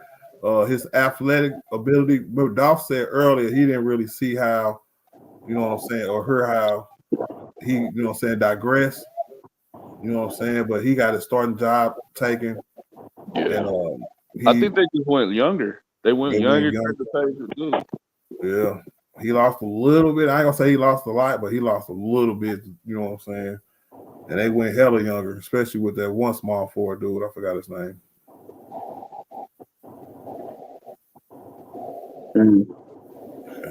They got Nicholas Claxton at the 17th spot. OKC, you think OKC trying to get rid of a backup big? You know, Isaiah Hartenstein? Nope. No. How much you make? Hell no. No, they ain't trying to get rid of him. Oh my God, this nigga is making $30 million. Oh well, yeah, take him off the table. Y'all can't afford him. Okay. Listen to these are last year stats, not this year that we in, but this is last year stats. 7.8 points per game, 8 rebounds, 2.5 assists, 1.5 steals, 1.1 blocks, 64% from the field, 33% from three in 75 games. This nigga make 30 million. I think what he did in the postseason is why they were willing to sign him. What you talking about, Hardenstein? Yeah. Oh, he's a man. I wish we would have got him. Yeah. That white boy being there getting it, cuz on my mama. He probably ain't no live threat like that, but he gonna get in there and beat him. He can hit that floater, that one-handed floater. Yeah. You know, he made his name in New York. That's why Oklahoma signed him like that. Yep. Man, who else they got in on the list? Man, we gotta get a center. Yusuf, number 21 is Yusuf Nurkic. Hell no. The Suns traded him to the Charlotte Hornets this year. He's bad, man. I'm sorry. He's been bad the last few years. Let me see how much money he made. $18 million this year. What about They got. Go ahead, D-Nice. What about Mitchell Robinson?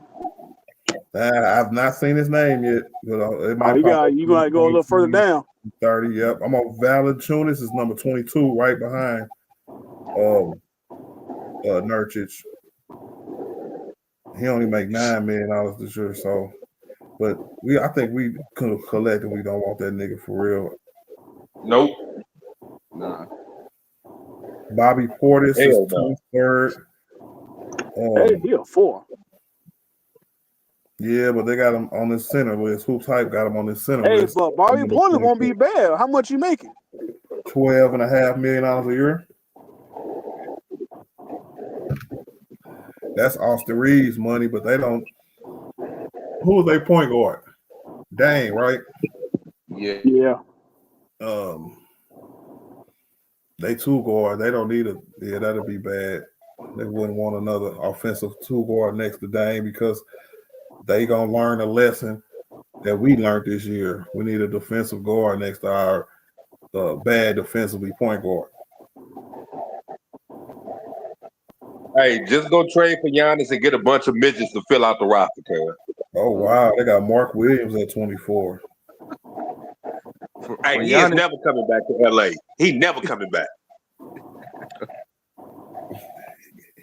Man, that's Giannis would be Rui, Reed, DFS, Vando, 2 first round, however many we got left. Man, stay away from Giannis. And 2 pick swaps, D-Bond. Stay away from Giannis and KD. Stay away from them. I don't know, man. We might have to talk about KD later. But 25 is Clint Capella. He made $22 million He made $22 million this year, but he's gonna be a free agent after this year. We're gonna have to settle again, cuz. That's crazy. He averaged a double last year. Whenever I guess this is an old article. Ivica Zubac. I know he ain't going nowhere. He ain't Jalen going back to the Duran. Lakers. He ain't going back. Jalen Duran from Detroit. We tried to trade for him before we went for Mark Williams. Yeah, they said, and he just played well during this postseason, so they're gonna. How tall is he? He's 6'1". That's a big nigga, cuz. Yeah, It is. That's a big wide nigga. Yeah, that's a big young nigga too. That nigga still like what, 25 or something like that? Nah, he like 23, 23, maybe. Yeah, he in that range. Yeah, I know he's young still. And it seems like that nigga play every game too, seem like to me. He would actually be perfect next to Luka, but of course we can't. There's no way we can get him. Nah, we gonna get a soft center like we always do. Yeah, number 29 is Wendell Carter Jr. from Orlando. He made $12 million this year. And number What they talk about him last year too? Yeah, a little bit. And there's somebody this dude too. Number 30 to round out this list right here is Steven Adams. Aquaman. Steven Adams just a bodyguard now. Yeah, I think he's effective in Rockets. I don't know, because somebody got to be able to jump, man. Need somebody gonna be able to jump and be exactly what Luka needs. So we're insulating them, or whatever you want to call it. Yeah, we don't need no stiff centers. Nah, I'm cool. I'm past. If we have to get it done through a trade, we have to get it done through a trade. Yep. Plain and simple. Get rid of niggas. They done ran their course, cuz. They done ran their course. We done seen this same iteration of players, some of them for the last 3 years. And yeah. You got rid of AD, nigga. Get rid of some of these niggas, cuz. Yep. The hell? Nigga. Yeah. You trying to better the team by trading AD. Better the team by trading a lot of these niggas. Yeah. Yeah, it's about time, man. It's about time for them to come up Austin Reeves. It's about time. Hey, so who do we call, man? Who needs a dynamic two guard? Maybe point guard. Who's dynamic? Austin Reeves. And you went blank for a minute. He had a bad series. He had a bad series, but you know what I'm saying? Like, I'm thinking like a general manager would. You know what I'm saying? Trying to sell him, huh? Go ahead. Yeah. Go ahead. Trying to sell him. Go ahead. Yeah, I'm trying to sell him, but that's what I've been telling people. That's what Rob Pelinka been doing with Austin Reeves almost this whole time. Austin Reeves always been the player who we put, you know what I'm saying, trade value into, try to promote. You know what I'm saying? That's why every time you hear Rob Pelinka talk about him, he says, you're going to have to give me an all-star for that man. And when somebody can come out and raise their points per game and raise their level of play regular season every year in the league, and then drop 20 this year, that right there, it might be a few teams out there that want it. And we need to take advantage of that because hopefully, I don't know, I'm going to knock on some wood, but if this is the hottest Austin Reeves will get, this is when we need to act. Yeah, because Minnesota made that nigga look bad. Yeah. Made him look bad, nigga. They wore that white boy down. They beat him up. They punched on him. He couldn't do nothing. That foul baiting was non-existent. They cut that out. Like the Wilson got tight, did it? Yeah, it did. That's like, and again, I'm not saying he's a trash player or anything like that, but to me, I've seen enough to where I'm like, we just got to get better as an organization, and he's going to have to be included if we want a legitimate player. Yeah, we're just at that point now. I like the fact that we need a physical in John Collins. Interested in who? John Collins. Todd Collins? John Collins is a power forward, right? Yeah, but he's 6'10". Who you play for? He played for Utah. Yeah, Utah. I don't know. No, he ain't big enough for me. I think he like a 6'8", 6'9". And he low key, he's all right. He's not bad. He would actually fit good with Luca. As a lob threat. But can he give me 20 and 10? Oh, you want that kind of thing? Damn. I want that kind of big. You want 20 and I 10, mean, dude? Big? he's an active dude though. To me, he active. He's an active dude. Like you remember when he was in Atlanta? That nigga was all over the place. Yeah, that's why I said he'll be a good fit with Luca. I just don't. I think he was 6'8", 6'9". Yeah, in that range. Yeah. He'll be a good live player too, but yeah, I kind of agree with you. I'm not really on that small center kind of deal. Right. I'm just still looking at names, man. Because Memphis, I don't know what Memphis doing, bro. They team just went totally backwards. How much Triple J? Would y'all go for just Triple J? Nah, he can make too much money. They can't afford him. Me personally, I don't really care too much for his game. I really don't. You want to shoot three? Yeah, I hate big men who do that, cuz. I hate that. Yeah, you want to be a 3-point shooter. So. Yeah, you want to get outside the paint and shoot 10 threes a game, nigga. We don't need you to do that. I mean, it probably would help every so often, but we need some niggas that can get in there and muck it up in that paint, cuz. That's what we need. But right now, Pickens is real slim. Y'all think Sacramento will be interested in Austin Reeves and maybe Rui? Not for Sabonis. They could use him. Yeah, for Sabonis, he's making like 40 mil. So that's why I told y'all. You gotta get a nigga 2 or 3 niggas. Okay. I'll do it. Reeves. Who else? That nigga led the league in rebound in the last 3 years in a row? Yeah. And he give you 20. That's your 20 and 10 guy right there. So who would you give up on? I would give them anybody they want. Yo? I would give them anybody they want, not named LeBron or Luka. But you said you got to give up like 3 players to make the money match, right? Yep. So Austin at 15, Rui at 18, I think. What's that? 50, 30, 33. And then y'all get Kleber, man. Million. I thought, you know what I'm saying? Max Kleber. Yeah, get Kleber. Kleber making around 12, so that's too much. I would probably that's too much. Dr. Connect at his $6 million. Oh, that'd be good. I mean, honestly, I would do that. Just being real. Yeah. Because I know for sure. Go ahead, Bobby. My bad. Nah, you good. I was gonna say I know for sure for him, he gonna give me at least 20 and 10, at the least. Can play make. But will he fit? Yeah. He's a monster rebounder, bro. He's a monster rebounder, dog. He will fit. He is. He is. But my thing is, everybody's saying stuff about this live threat, bro.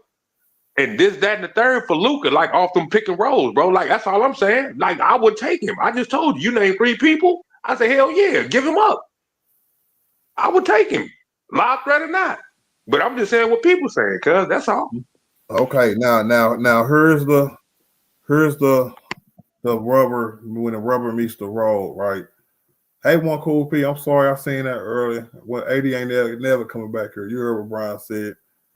Why I keep kicking Vibana out the panel? That is not me. Okay, there we go. Now, Sabonis is going to require a couple first-round picks. Sorry.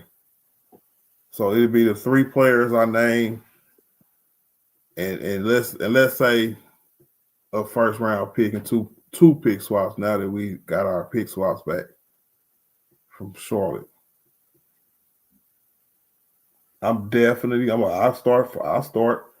I would definitely entice them with first round picks. I think he's that good. I mean, he's an all-star, right? He's a former all-star. He's an all-star caliber player. Yes. Yeah. And you're gonna have to give up all that. Yep. And I will start like when we shopping around packages since we're gonna spend some money through trades. Of course, I will start at like, you know what I'm saying, who we was talking about earlier, like Bam. You know what I'm saying? See if anything's movable like that. But Sabonis is probably second on my list, bro. You say second? Yeah. Who first? Bam. Okay. Yeah, you're gonna have to give up a lot for Bam. You're gonna probably give up the same amount for Bam too, right? Yeah, That's 2 first round picks off the flip, dog. I know he had a down year, but yeah, they're gonna.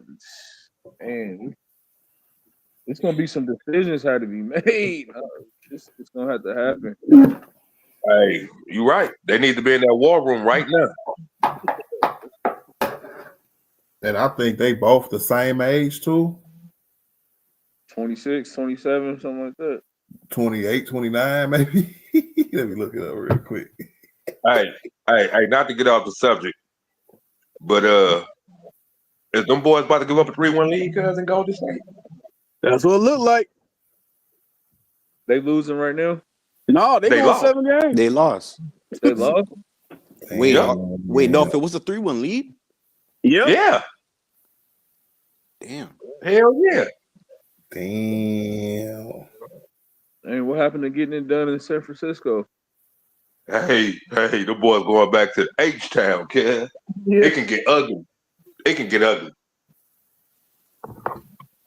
That's crazy. Wow. I'll feel a little better if Golden State loses. Just a little bit, though. What up, Mike, man? What's good, bro? Nothing, man. Looking up information on Sabonis, and I actually forgot what I was looking up. What was I looking up about Sabonis? His age and him and Bam. Oh, okay. You said it was the same age, right? The Sabonis is 29 years old. His birthday is May 3rd. So his birthday is in 15 freaking minutes. That is awesome. So he's about to be 30? So he'll be 30 in 15 freaking minutes. Damn. That nigga old. Yeah. Hey, Art, what's so awesome about it? Say that again, D-Nice. What's so awesome about it? That I just looked at when his birthday was, and it's finna be May 3rd in 15 minutes. Oh. His birthday in 15 minutes. He's gonna be 30. Dang, he 30? I mean, now hold on. Now it's 15 minutes my time. So say whatever I am on Spot Track, and Spot Track is like one of the best. So they updated it already out. He's 29 because it say 29 years, 0 minutes, and 0 days. Yeah. Eastern, yeah. He's 29, y'all. My fault. He has 3 years left on his deal. So that was 40 this year that we talked about. He got 43, 46, and 49. Damn. Sheesh. Yeah, he getting paid, bro.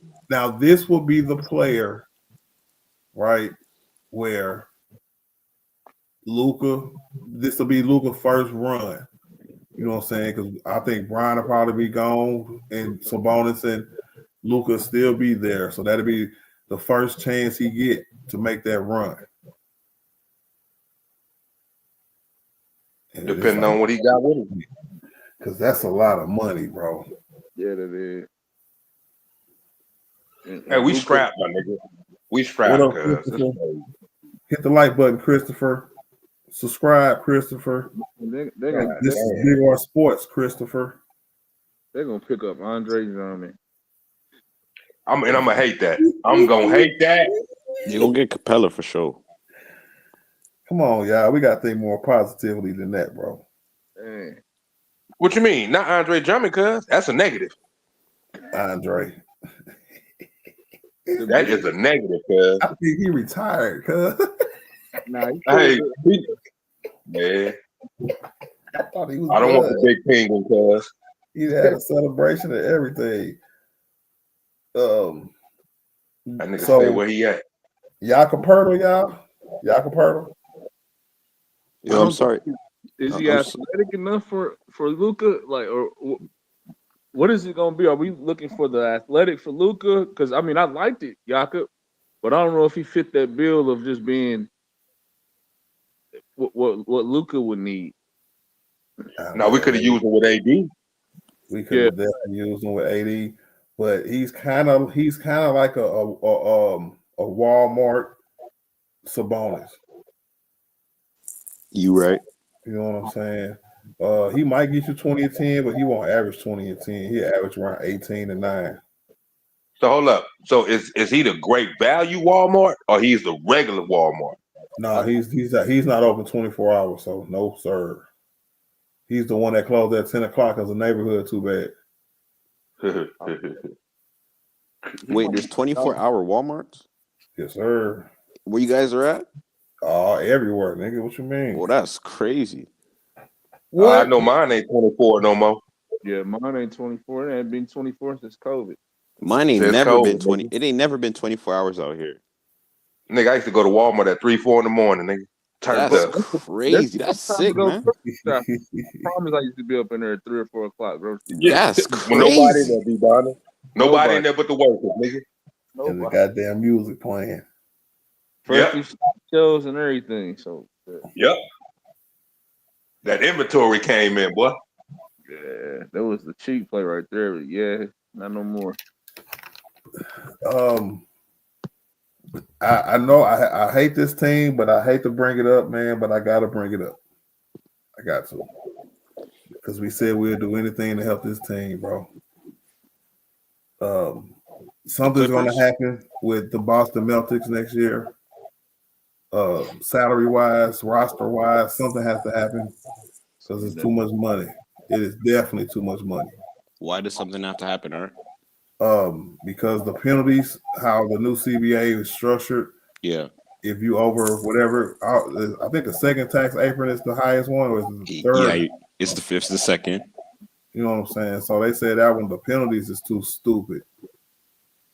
So you start losing picks and all kind of stuff, bro. So they really trying to, you know what I'm saying, get under that cap. And the only way they can do that is probably let a few, maybe two of their really, really good players go. Like, you got to think, Porzingis make like $32 million a year. Yeah. You know what I'm saying? So it's nothing against them. They assembled a great team while they could. They pushed the apron thing as far as they could and got them a chip. Might get them another one this year. Is there any other guys that are free agents or on their team? No. Yeah. So how they gonna do that? Probably do trades. But like when you maneuvering, say like remember we were Brian ended up taking less money just so we could be underneath the tax apron last year. Yeah. That kind of thing. Where who's gonna do that with them? That's what I'm saying. So that's why I had to bring it up because Porzingis will be one of them guys. Yeah. And we need a center. There's no way. I mean, I'm with you, man. But damn it, I had to bring it up, bro. I'm not saying I'm just saying like they would. I don't see how they can get rid of any of their guys, like, because remember, like, some of the like stipulations on the second apron are like you can't like trade multiple players at the same time and all types of weird stuff, like all kind of weird stuff. You could barely even sign minimum vet minimums and stuff like that. You could barely do it. But so I don't see how they get rid of their players. By trades. But like you have to bring something back in a trade, right? Yeah, but if they're not, if the other team is not, they could take less money back. Kind of like what we did. You know what I'm saying? Say they are under $10 million over the second tax apron, just because they've been operating for the last couple of years with this roster. So, but because the salaries go up every year Yeah. in the contracts, right? If it's 2 or 3 players and it's like $10 million, you can pull off a couple lower level trades. But if it's over so $15 million, you will have to literally, you know what I'm saying, do the draft pick things, find a team with cash what is it called? Like cash. It's like a cash trade where you can trade cash. Yeah. Trade I know what exception. you're talking about. A Trade exception. trade Yeah. exception. You talking about Yeah. cash compensation? Trade exception. Clause. They call it a trade exception in the NBA, dog, but it's the same thing. Yeah, because Yeah. I know they're not getting rid of Jaylen Brown or Jason Tatum, so they're gonna work. I don't see them getting rid of Derek White either, but I don't see them getting rid of none of the main five, bro. they definitely got to clean up because it to the financial penalty. Maybe Porzingis. That's crazy, bro. These niggas is making so much money. This year alone, right? Jaylen Brown made 50. Jason Tatum made 34. Drew Holiday made 30. Christopher Porzingis made 30. Derek White made 20. Al Horford made 10. Peyton Pritchard made 6. Like and that already sound like a whole salary cap, bro. big facts, bro. But that's After why they 4 said the guys. next year. Oh my God. That's why they said next year, Mike, they're gonna have problems. So for next year, Jaylen Brown makes 53, Jason Tatum makes 54, Drew Holiday makes 32, Kristaps makes 30, Derek White makes 28. Wow. His money went up like that? $8 million, my G. And all these niggas is under contract until like 2028. Wow. Them niggas bought them championships, nigga. Yeah, they did. Yeah, these niggas is. Oh my God, bro. They didn't mess their money up, cuz. Nah. I want to say Kristaps Porzingis, except Kristaps, next year will be his last year under contract. But all the other 4 guys I named, let me see, 1, 2, 3, 4, 5, another 5 years, bro. Our front office janky, cuz. Peyton Pritchard got 30 million, bro, overall. Derek White got $111 million coming to him overall. Drew Holiday got $100 million coming to him overall, bro. And they just re-signed him, I think, last year or something like that? Yep. This was the first year on it. So he signed a 4-year deal. What the red mean? The red means the last year on 2027, 28 is a player option too. Jesus Christ. Hey, Art, you still take Austin Reeves over Drew Holiday? No, I wouldn't. That's a great fucking point, dog, bro. My nigga, bro. I love that, bro. That was a good one, bro. Hey, this nigga Art was adamant, nigga. I was trying to cook. Yeah, you was, nigga. Hey, I still don't want Kevin Durant on this team. I'm cool. But, I do. I ain't gonna lie. Nope. Hell no. I do. No. Come on, y'all. Man, that nigga say Brian was toxic, bro. yeah. I don't care. He's because he's the second or third consistent scorer that we need. If Brian really, you know what I'm saying, wants to go where he's can chill with the regular season, like really do it, bro. When he did it this year, it was Luka and Austin and Brian just did his thing, bro. Right? Even when AD was on the team, it was AD, Austin sometimes, and Brian could just do his thing. You got to think, bro. Before the AD trade, Brian was averaging what, 22, 23? Yeah, he was down there. So he went on that second play yet, and he went on a stupid scoring run and went up to 24 points something to end the year. But with Luka Doncic, bro, LeBron James and Kevin Durant, bro, we winning the championship. Just seeing those high-powered names before twice. on two different teams, and I just don't think it'll work. And I think you'll really just be questioning some of the like your pieces that you need, defense. I don't know about that one, man. I don't. I guarantee you he won't pull a D-Lo. Our second option, our third option, bro. Yeah. I mean, he won't. He won't pull a D-Lo. He won't. But how many chances he had to come play with LeBron, cuz? Hey, what they say, all things in good time. What's that phrase though? Hey, look, I know what you're saying, but In these good niggas time? pushing 50, both of them. 50. Kevin Durant dropped what? About 28 last year. Hey, how much he getting paid, cuz? All right, let me see. Kevin Durant Sports Track, please. Hey man, how come ain't nobody tell me about the little microphone thing you can just push and talk and it'll just pop up, bro? You never knew that? No. This nigga right here, old nigga. This old nigga don't know how nigga. to use the he don't know how to use the microphone to talk it. Hey, you probably don't even be paying attention to it. Hey, I learned a different way. I say, hey Google, it'll say boo, and then I talk. Yeah. What will Google say? I just did it. Now it's popping up. That nigga say, Typing what I said. You know what I'm saying? I heard just because I said, hey Google, whether my phone is off or on, if I say, hey Google, it'll pop up like that. But in the Google bar, you know what I'm saying? It's a microphone right there too. So it is. Now it's Gemini. They replaced my.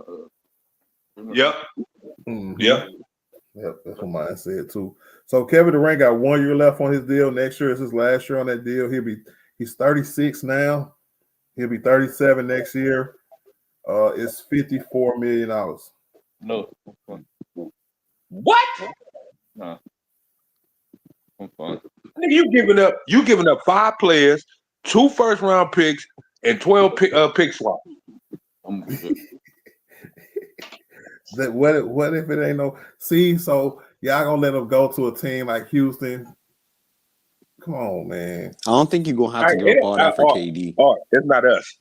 It's not us, cuz. We're not letting him go nowhere. He going on his own. Because he don't want to play with Brian, cuz. He ain't gonna come play with Brian and Luka, nigga. He ain't doing that. When they played, they just won a gold medal together, bro. You right. And Kevin Durant would do anything to win a third title. Hey, Kevin Durant was a nigga who wanted to beat up on Brian, cuz, and I don't think that changed. Yeah, he did have that. I'm a number 2 stigma. I don't like being number 2 stigma. Yeah, it's I'm telling you, bro. He won't fit with Luke and Brian, cuz. I'm sorry. He's a great player, but I don't think he'll fit with them, cuz. He played 62 games this year. He played 37 minutes a game. He averaged 27.6 boards and 4 assists. Yeah, go be loved in Houston or something like that, or OKC. Man, bro, Jackson Hayes, Kevin Durant, LeBron James, Luka Doncic, and Jordan Goodwin, bro. What? Bro. Hey, bro, I'm not feeling that, Art. Hey, see, and that's the thing, Marlon. He's not going to come to a team that's not fully prepared to win the championship, cuz. I don't care if you got Luka. We still got to start Hayes and Goodwin, bro. Come on. I could. We have to trade everybody else. Yeah, because you're gonna give up you're gonna give up a good amount for KD, cuz, on my mama. You giving up Vando, DHS, you giving up all them, cuz. Let's get to 51 million real quick, bro. All right. We got 18 for Rory. 15. We was at 33 with Austin, right? Let's throw Gabe Vincent in there. That's another 11. So that's 44. We need 6 more. And Dalton Connect. Hey, whoa, and Dalton Connect. That's just 2 more people. Nah, he 54 million, cuz. Gotta throw Keebler in there. Ooh, or we could. Oh no, we keep it Cleaver. We starting Cleaver. Give Cleaver a full offseason and full training camp. I'm not too mad at him in the first place. Hey, let me ask you a question. I know it's two different coaches. But think about this. When Vando came back in Game 5 last year, we thought he was gonna play, right? Or he should have Yeah. played, right? He didn't play. Keebler Mhm. comes back in Game 5 this year, and he plays. Yeah, it's kind of different because it wasn't no semblance of a warm up with Vando. That's why I was kind of worried about that too, dog. Because remember Vando, it wasn't like with Cleaver. We seen him shooting. You know what I'm saying? He was a full Yeah. participant in the practice, maybe two. But with Vando, it was after the season where he was like, I could have played. You know what I'm saying? Game And 5. then proceeds to have foot surgery on both 2 legs. foot surgeries. And that's crazy. Right. So he wasn't even ready. Nope. But they said he was. He said he was. I think he was capping. They were all But the thing capping. is, you had to be clear though, Art. You had to be clear. I don't even You had to remember be his clear to last see that. year. Yeah, they probably did this nigga a solid and let him dress. And yeah, just to fake us out. What up, I Stop Casuals, man? He said, F that. We need to get young. I throw the bag at Nas Reed. I would too, but we don't have We a don't bag. have a bag. What is like? Because that nigga make a lot of money, bro. Already. What kind of bag you gonna throw at him? A Gucci bag? Right. Man, this is gonna be a Nike bag. Shoot. Yeah, because Nas Reed done bumped up, cuz he ain't coming for cheap. And he probably ain't leaving Minnesota. Nah, He like that gangster mentality over there, nigga. You know, I mean, his salary, he make 13, 14 million dollars a year. How much money y'all think he gonna make? He has a player option. So he has a player option for next year at $15 million. That's why I say he had a player option. Yep. So they definitely in the offseason is gonna re-up with dude. At least 20. Yep. He's gonna make at least 20 to me, my opinion. Between 17 and 20, Mark. Nah, I think like he compared to these other guys, bro. Like there's guys that are just objectively not better than him, making 20 million. Yusuf Nurkic. We said Nurkic was making 18 earlier. How much better is Nasri than him? You know what I'm saying? He can get 25. Yeah. Yeah. They depend, and then we was talking about the CBA, it's definitely worth it because they can go over the salary cap. Minnesota is not a tax strapped team. You know what I'm saying? So they still got maneuverability and all that good stuff, bro. They got young players who they just drafted, like the what's the yellow dude name, the little guard dude? Which team? I almost said Porzingis. What's that nigga name? What up, Talk? What up, Dip? What up, Outside Cash? Minnesota? Yeah. DiVincenzo. I'm The sorry. yellow dude. You say yellow dude. I'm like, what? He the only yellow dude on their team. Bro, he's That white. they just drafted? Now they drafted a little guard from Kentucky. Oh, okay. DiVincenzo is white, child? Yeah. Yeah. Are you talking about somebody else? No, nigga. I thought DiVincenzo was mixed. But DiVincenzo wasn't drafted by them. I know he was drafted by the Knicks. But he got traded within his rookie contract. So his contract might be coming up too, soon. But they got the money for it. Yeah, they're gonna probably resign him. What up, Clock Move? Hey man, we just in a bad way right now, cuz. This every year for us. Nah, man, we just gotta get to work. We just gotta get to work earlier than everybody else. Well, holla at your boy, cuz. Holla at Slickback, cuz. That nigga came out and said he gonna do all he can do for Brian. Now it's all for Brian now. Now it's all for Brian now, right? Come on, cuz. It was just for Luka. Been for Brian. Bro, he said it's for Luka, bro. No, Brian said that himself, bro. That's why he took that shot at him, said, you know what? No comment. I'm not finna talk about a center because last time my partner talked about a center, he was out of here. But Don't see, the forget thing about is, that song he Brian took, got a bro. no trade clause there, so he ain't going nowhere. Yeah, of course. But I'm talking about as far as what Rob Pelinka been doing this whole time, it's always been for him. Never for AD. I don't know who it's been for, to be honest. No, y'all know. Y'all just don't want to give it to him. Y'all know who it's been for. I don't know who it's been for. I think it's been for Kobe. No, Well, it hasn't been for us. no, come on, It, y'all. it hasn't been for us. Kobe He did it hasn't for played. Kobe, bro. He Chill. hasn't played, bro. Come on, man. Yeah, I could say that at least. Y'all know. He I know did it for y'all Kobe. have certain feelings towards Rob Pelinka or whatever the case may be. But keep it a buck. The moves he made was for Bron. Otherwise, AD would have had the center that he wanted for years now. Dolph, you said that to start the string. But that's the thing. But that's the thing. Like I said, like them niggas, obviously, them niggas didn't give a damn about AD, cuz they didn't give a damn about AD no more. At all.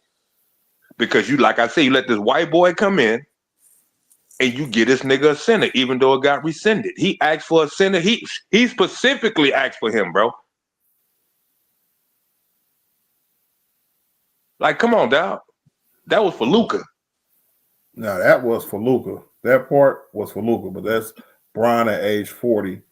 You know what I'm saying? In the last year or two of his career, right? But when it was touted while we were still able to make a run or make a push, they left that nigga out there by himself and got shooters and teams around Bron, right? That's why it was. That's why we ended up getting Russell Westbrook.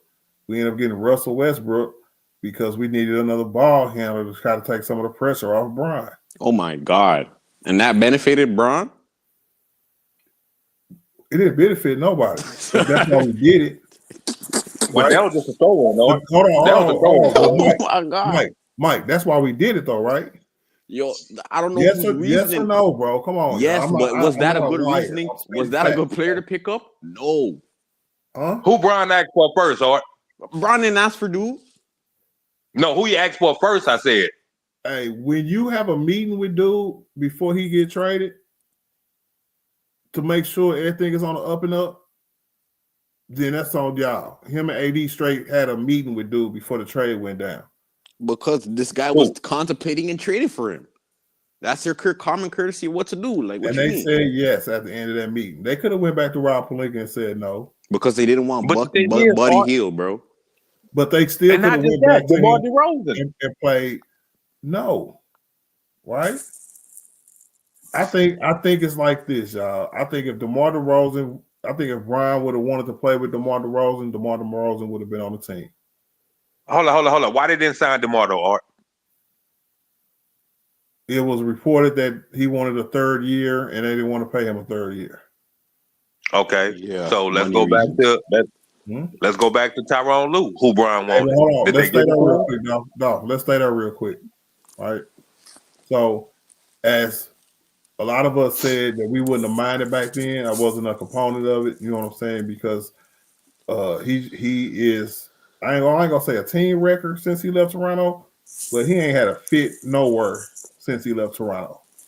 Who we talking about again? DeMar DeRozan. Yeah. You know what I'm saying? And I mean, look at the teams he's been on. Okay, so when they told Brian, hey, we think about signing DeMar DeRozan, but we really don't want to give him a third year on his extension. If Brian would have said, nah, do it, they would have did it. No, they wouldn't have. Nigga, please. No, they wouldn't have. Please. That was the whole debate, and they didn't do it. No, that's the whole narrative that they didn't do it. The Lakers is going to save face all the time and take the lumps because they're the organization. So what Dolph asked earlier, that was true. You know what I'm saying? They came out and they said the reason why we didn't get DeMar DeRozan is because we didn't want to sign that third year. They let that be the reason, which is probably the reason. Yeah, that's the reason. But what I'm saying is that if Brian would have been like, no, give him that third year, they would have did it. I disagree. Mm-mm. So they probably wait. Hold on. Can I make anybody for 2 years? Can I make an adjustment to what you said, Art? Yes, I sir. think if Brown would have signed, like maybe the deal was like, oh, Brown, if you sign 3 years with him, but no, Brown wasn't gonna do that, so that's not realistic. You get what I'm saying? Yeah, They I would probably do. want more commitment out of Brown, but Brown's not giving them any extra But commitment. I So think they are fine with Brian commitment. If they had a problem with it, they not Cleveland. That was a narrative back when he was his second stint in Cleveland before he came to LA. yeah, When he came to LA, he signed the longest contract he signed since he was a rookie. yeah, When he signed his first extension with LA, he signed his contracts to go along with AD's since he's been here. They've right. signed extensions together every time there was an extension up for grabs or for to be given. I don't think they've ever had a problem contractually of how long Brian. It's always been how long you're going to play here, not that, you know what I'm saying. Oh, you might be gone here now. This part, yes, you know what I'm saying. 1-and-ones, yes. Now, Yeah. you know what I'm saying, but not in the early 3-4 years, first 3-4 years. No, sir. And we got Russ 3 years ago, right? And we got Russ. What was that? 3 years ago. Was it? Damn, it was 3 years ago. Yeah, because we had him for what, a year and a half. Yep. Yeah, you know what I'm saying. As soon as it was, see, my thing is that when they had the meeting with Russ and they okayed it, you know what I'm saying. At whatever meeting or phone call they had where they okayed it, they could have said no. And that's always been facts. They should have never, ever, ever publicized the fact that they met together. I thought that was weird as hell. I mean, why though? If they know a nigga coming in, they want to sit down with the nigga and see where his head is. Right. Moving forward. No. You have the meeting, Dolph. You just don't publicize it. It was you know the Lakers, cuz they always got to make splashes, cuz, and that wasn't no splash. Make noise, yeah. Yeah, that was BS, cuz. Like y'all set up for Russell Westbrook, who was getting paid $1,040,000, cuz. 49 million. Come on, bro. You didn't have nobody else to go to besides Russell Westbrook. That front office. Imagine trash, making cuz. 47 million 3 years ago. That was crazy. Yeah, that's crazy money. 3 years ago. But it goes back to Rob Pelinka's original plan. You know what I'm saying? I think that the day we decided, because to me it wasn't about DeMar DeRozan. To me, it was about Miles Turner. We heard about DeMar DeRozan issue only because he always talked about it, and he'll talk about it. You know what I'm saying? How close he came playing back home with his LA Lakers and stuff like that. But the thing that was really, really finna happen before the Russ trade was a trade for Miles Turner and Buddy Hield. It was Was it a 2-man trade? I don't remember. I just know they set up a press conference for it, but they canceled the press conference and then had the meeting with Russ. Yeah. Hey, Russ used us to get back to LA, cuz. To get back to LA. And that's because I remember saying it all the time. I used to have to tell people the whole story of how Russ really got to LA, because the meeting kind of took over everything. You know what I'm saying? The meeting was like, oh, okay, y'all did this. You know what I'm saying? No, Russ orchestrated his way back to LA, to the crib. That's all he did. Where he was at, bro. That nigga sabotaged us. Yeah, that shit made me want to roll up because that bringing back some bad memories, bro. Bro, he came here just to wear skirts, bro, and be a model, bro. That bro in LA. Where else would you, besides New York? Where else would you want to be? Come on, man. These dudes don't be caring, bro. They portray like they do, but they don't be caring, bro. They just be they use these organizations just like the organizations use them. Hold on, what do you say? He said, "Why bang this booted?" What is that? A B? Hey, who is that? Got like in the background? Sound like they crumpling paper or something. Right, you heard that too? That's Marlon. Yeah, that sound like Mike when he rolled his weed up. He got like a tray with a credit card And he got to break it down all nice. You know what I'm saying? No, I don't, bro. Maybe Yeah. I'm wearing like a A nylon, wire. like a what you call it, You wearing a wire, nigga. like a nylon top. So like it kind of makes some sounds like, you know what I'm saying? Hold up. You wearing a what top, nigga? Like A see-through shirt. What you saying? like a nylon, like like the waterproof kind of waterproofish material. Oh, you talking about the dry fit? Yeah, something like that. So it makes like a little sound when it touches up against like the material. Oh, Okay. It might be that. That My it bad is. though. No, My you bad. good. That's what it is. It's the swoosh. You know what Yeah, I'm saying? let me get. I say AR chokes every year in the playoffs. No, he don't, Jose. What's up, Jose Lozano? That is not true. Austin Reed's been a really good playoff performer so far besides this year. We not finna kill Austin Reed's trade value, bro. It's too high.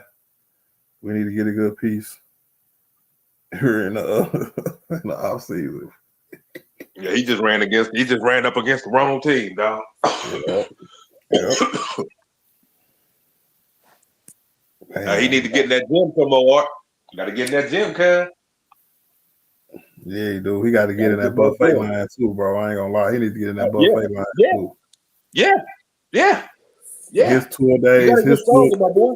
Yep, his tour days need to consist of breakfast, workout, buffet line, then workout, and then go have some dinner. Yeah, he need to do something, boy, because them boys dismantled shooting. They wore that white boy down, cuz. They wore him down. Hey, but they woo down Luka worse though. They did. Facts. Hey, but you know what? You know another thing I didn't like? What I have no big men, bro, because you couldn't set them big screens, bro. Yep. Them nigga was beating Luka up before he even got to half court, nigga. Yeah. Every time, bro. Luka had trouble bringing that ball up, dog.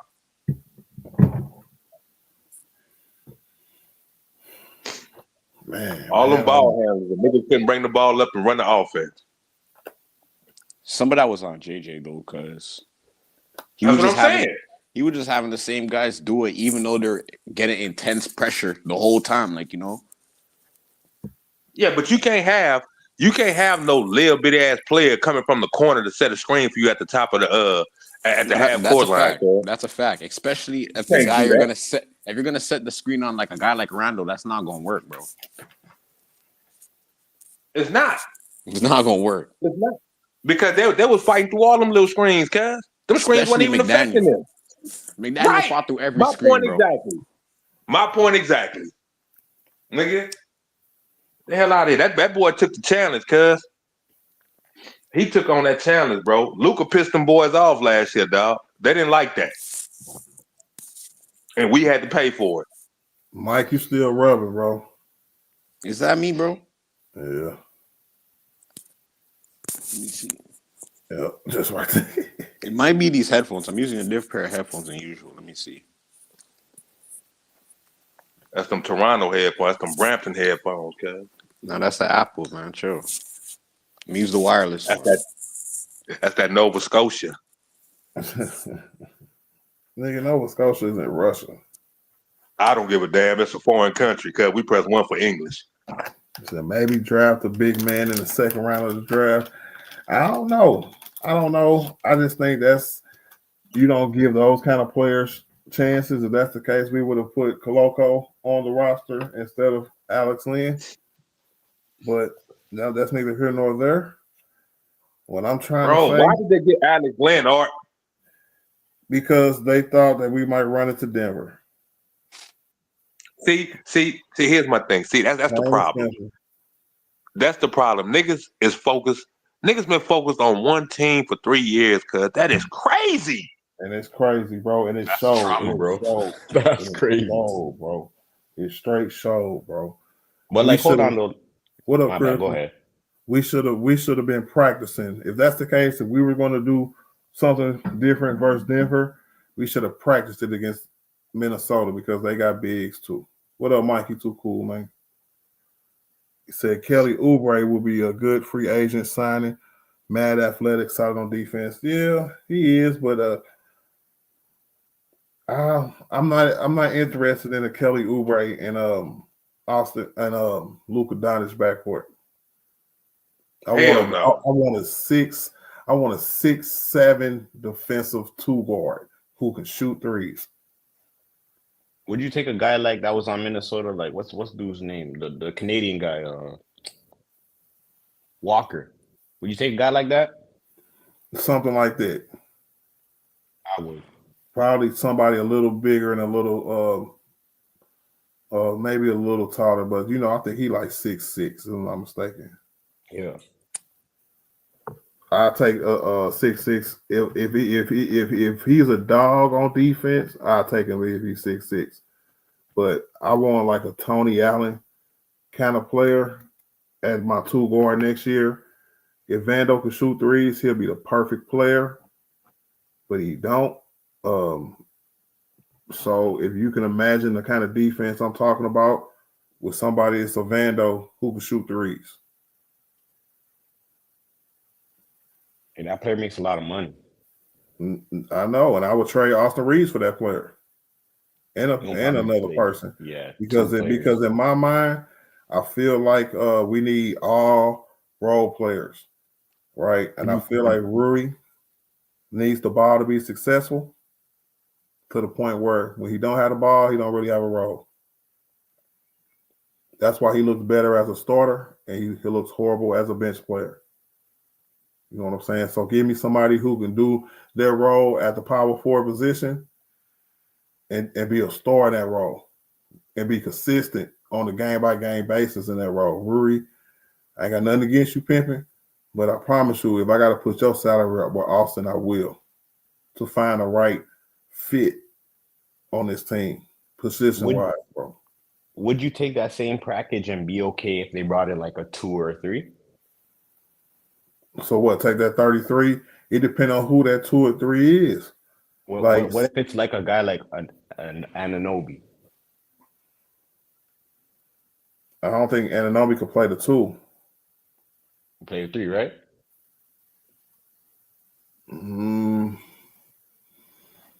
I like that. It's like 4 positions, bro. I like that because that'll push. He will be a little bit better Rui. Right. He'd be definitely better defensively and just a little bit better offensively because he's definitely a better player than Rui is. That's not bad. It's not bad, but I feel like we got to do 2 different things, and both of them are equally important. We have to solidify our front court with a starter and a backup. We have to get a starter. We got to get 2 centers this offseason, y'all. We got to get a starter, and we got to get a backup. I thought you were higher on Keebler, bro. Can't he be the backup? He can be if it all comes to shoot. If that's the case, Jackson Hayes can too. If it's like that, if we get a good enough starter center, sure. But we can't go into next year with Max Kleber as our starting center. I agree. Hell no. I agree. And we can't go into next year without a big man rotation to the point where it gives Luka all the options JJ took away from him in that damn playoff series. You know what I'm saying? Come in, set hard screens like you Steven Adams. You know what I'm saying? Come in and be able to pick and roll and get gravity towards you to lure in the defender so you can have open 3-point shooters all the time. That's one thing that we didn't have when we didn't play Jackson Hayes. All them open shots we were getting throughout the regular season, that's because we was doing high pick and rolls, and Jackson Hayes would dunk on your ass. So he had to have gravity. He had to have gravity come towards him. You know what I'm saying? The players had to come towards him and play their defensive role. Otherwise, it was going to be a lot. You got Luke and Brian, 2 of the best passers of all time. It's going to be a oop every time. So the respect was there. You know what I'm saying? And it was Gabe open in the corner. DFS open in the corner. We didn't see none of that in this playoff series, nigga. Man. So that part is that part. To me, I will put all my energy and effort into solidifying my front court. But I'm talking about like with the picks and with the Austins of the world. And what I would do is that I would find me a good enough two guard to take Austin Reeves' place after the trade. That's my second move. Now, because we didn't probably traded a lot of assets, say we get like a really good big and we trade a pick or two and a lot of salary, say Rory and Austin is gone. All right. My next step after that, if I got my front court straight, it will be replacing Austin at two guard with a defensive juggernaut who can shoot threes.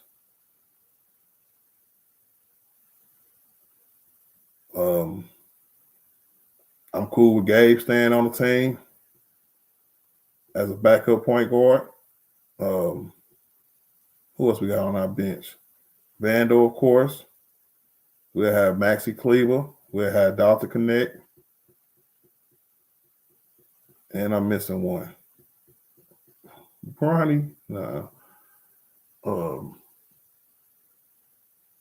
don't know about Jordan Goodwin because when you get signed to the roster, they got to give you a 2-year deal, don't they? Or did they just sign Jordan Goodwin to the roster just for this year? Yeah, just for this year. Okay. I thought I heard different back then when they were signing him. I'm like, really? Damn. Well, maybe he's on the roster next year. I don't know. He might. I don't know. I don't know if they gave it to him by choice or they had to because it's kind of like in like the rookie deal, something like that. When you having people come up from the G League playing all year, then sign them late in the year, you got to guarantee him some money or something like that for next year. I don't know. I got to look into it. Yeah. What up, Marquise, bro? He said, what about Grimes from Philly? Definitely, I would definitely take a player like that. I don't know if he'd be available, though, because they use him off the bench how we use Vanderbilt off the bench. But Grimes can shoot. He can shoot really good. How is he as a defender? He's probably a tad under Vando. But if it's if it's little guards, like if say Grimes and Ant-Man went at it all series, Ant-Man probably would have shot bad every game and had a piss poor attitude the whole game. Kind of like when we see Vando go at, you know what I'm saying, Ant-Man for a whole game, not just for 6 minutes throughout a game. Yeah.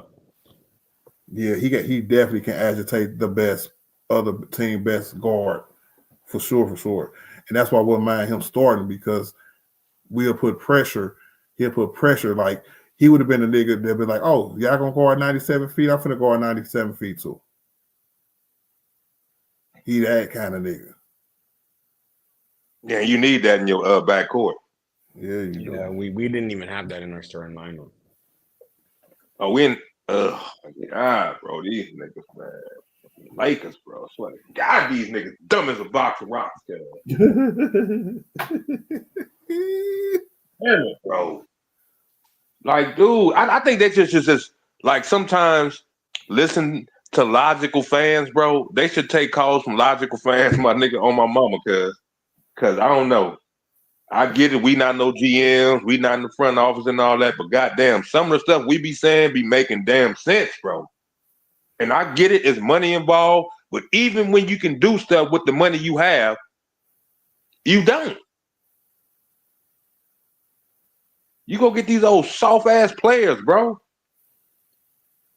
We need some physicality, bro. Because, like, bro, if it was about the fans, all last year the fans were like, "Oh, get a big." They got a big as soon as they traded AD. With the same package we could have traded to get that big when we had AD. So, and that's the thing, bro. Then you didn't once again the white boy come in and you throw a whole center in the mix, cause you gave up Connect, you gave up Murphy, and you gave up a first round pick for Williams.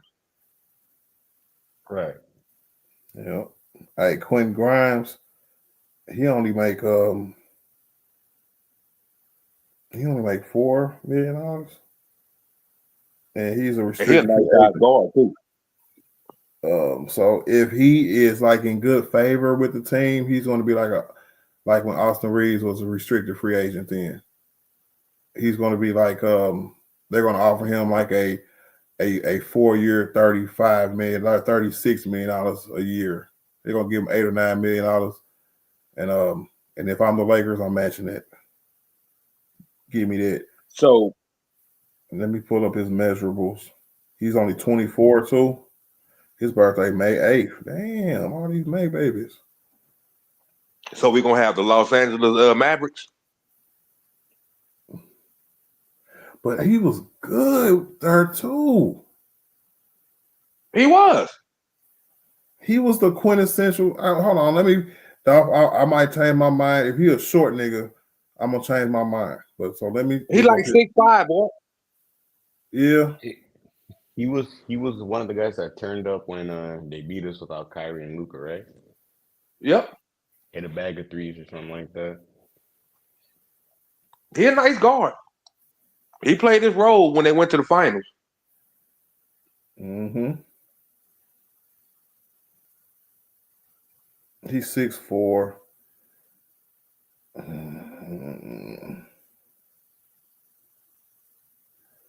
Hey, 6'4", not bad though. For a 2 guard, he the same size as Austin Reeves, bro. But he's more physical than Austin Reeves, cuz. I agree with that. I like dude. Don't get me wrong, because he currently plays small forward and shooting guard. You know what I'm saying? So he can handle the people in front of him. He's 24. He averaged 14 points, 4 boards, 3 assists, shooting 47% from the field. And that's for a player who don't handle the ball. 47% from the field is pretty good. I'm finna go in more in depth with his averages, because this year he had to split, so he played 11 more minutes with Philly than he did with Dallas. That's crazy. But you gotta understand, Philly had a lot of injuries. Yeah. Oh, okay. So we finna separate thing. Remember I told y'all what I say, 14 points per game? Yep. Yeah, that's what you said. That was for the whole year split between Dallas and Philly, right? He went from 10.2 points per game with Dallas to 22 points per game with Philly. Damn. Yep. You said 22? 21.9. Yes, sir. 22 points per game. Hey, get that nigga, cuz. I'm finna go see how many You said games $4 he million? played. You said he cost $4 million? He played, yes. And he's going to be a restricted free agent. So they probably only offer him around an $8 to $9 million out of a year contract.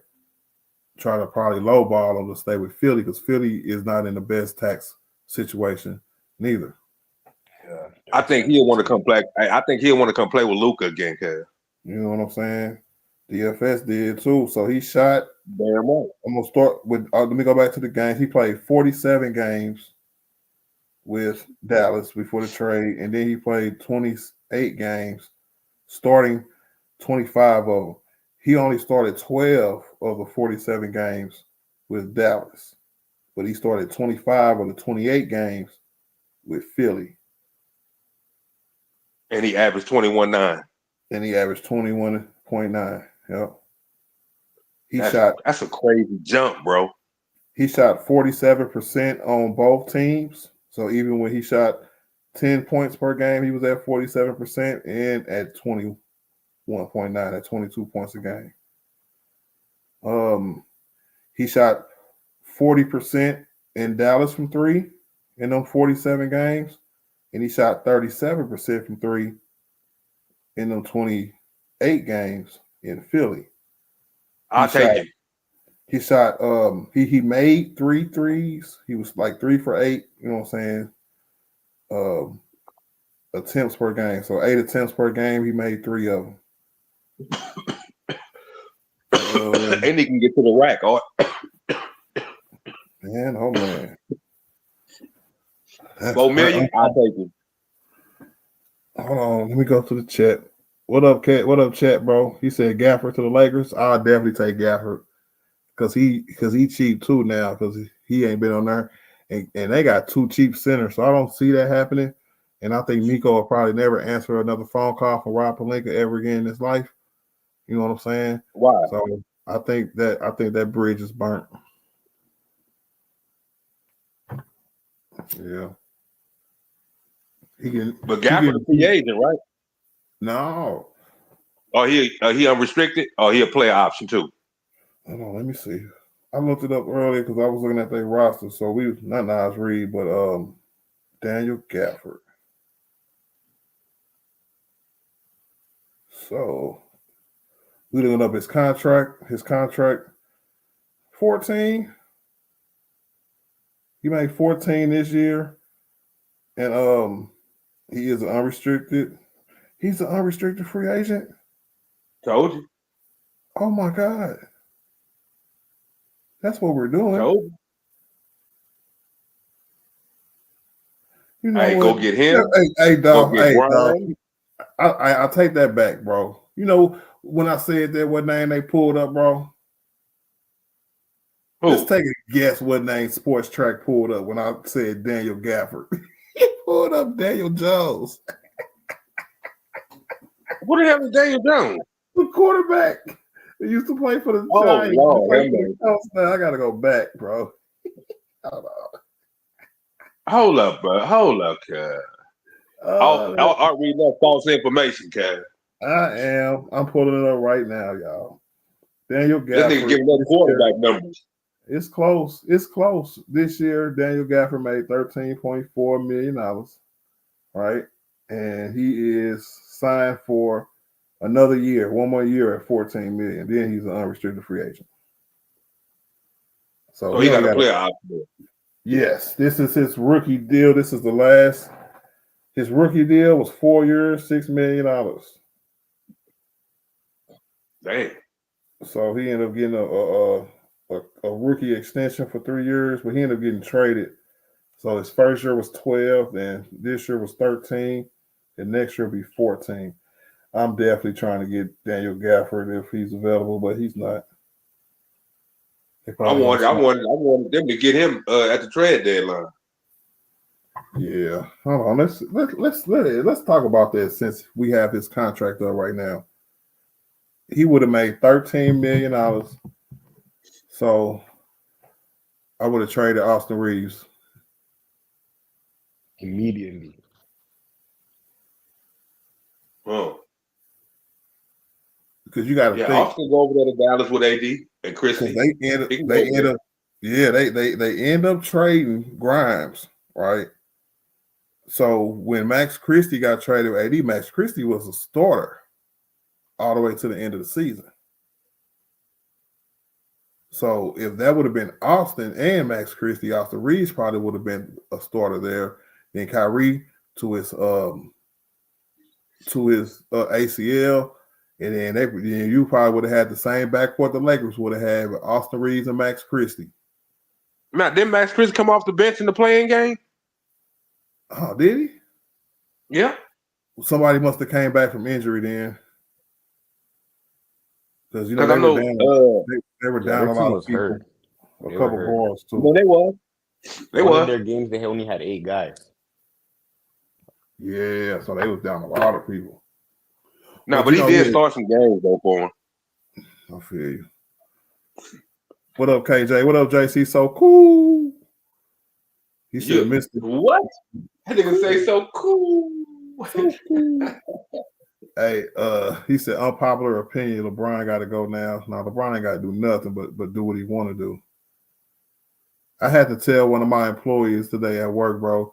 I said, make that the last time you try to tell me what to do and what not to do. He looked at me like I slapped his mama. Yeah, you don't tell no man that, cuz. Why not? I got to put niggas in they. No, I'm saying you don't tell no man what to do and all that stuff. No, not when he's your boss. You know, but people is crazy. Said, "All right, what you think about A.R. Rury and Hayes for Claxton and Cam Johnson?" What position Cam Johnson play? I know who Cam Johnson is, but 2-3. He reminds me of a hybrid. I don't know if it's 2-3 or 3-4. 2-3. I don't think he's like Like I wouldn't put him to guard somebody like Nas Reed ever. You know what I'm saying? So I'll put him just as a 3. Hold on, let me look him up then, because Dolph saying he's a 2-3. You saying he's a 3-4. No, I'm saying he's not a 3-4. Oh, okay. I'm still gonna look him up. I Cam wouldn't put him Johnson. against 4s that are like bigger, stronger guys. Like Julius Randle would push him around. I heard that.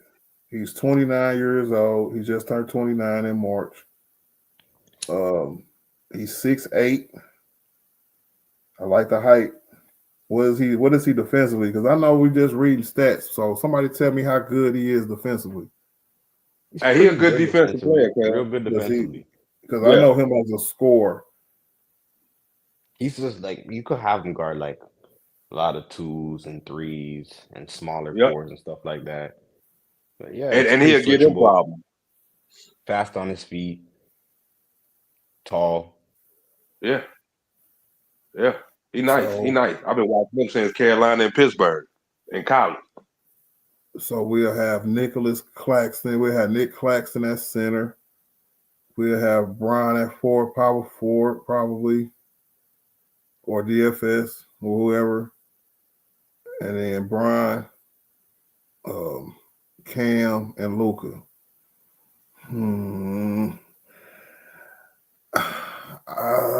Cam, see, this made me wish I would have watched more Cam or watched more Nets Cam game. better than Austin, cuz. He better than No, Austin. sure. it's For not sure. about that because we said fit. We talk about fit with Luca. It's not about who's better because Austin Reeves is clearly better than him. This is Clearly about better than who? Cam. I don't know about What that. you mean Art. clearly better than him? Yeah, I said Austin is clearly better than Cam. Nigga, Why? And hold up. Cam, In what way? Cam averaged 18 points, 4 boards, and 3 assists. Austin Reeves averaged 20 points, 7 assists, and 4 boards, 5 boards almost. Shooting But we talking about 48%. fit, right? Right. Cam Johnson can help Luka. And then look, that was Cam Johnson's team. I guarantee No, it you, wasn't, if bro. I look up shot attempts per game, I bet you he's clearing Austin by at least 4. Cam Johnson, nah, you gotta understand, bro. He had the other dude on his team too who shoots a lot. A lot of guys Number shot on that 24 team. I think you're with the dread. Cam Thomas. Cam Thomas. Yeah. Yeah. Which one is the best player on that team, y'all? Yo, that team is just a bunch of role guys. Like, I would, if you're asking me, I would say Cam Johnson. I thought you was gonna say D-Lo. Stop it. Cam Johnson is a better athlete than Austin Reeves. I'll give you that. But as Defender. far as from what Maybe I've he's a seen, two-way each other player. do, and even them playing each other, you know what? I'm gonna look at Cam Thomas too, man, because Cam Thomas is the defensive one, right? Cam Thomas is a Or scoring is he an guard. offensive No, player Cam too? Thomas He's is a four. short scoring guard. Yeah. He's a stocky guard that kills niggas. Oh, he's the star on that team. Yeah. He takes Cam a bunch of Thomas knees is and the best stuff. player. This nigga averaged 25 points a game, y'all. Yeah. He's a shooter. He's 6'3".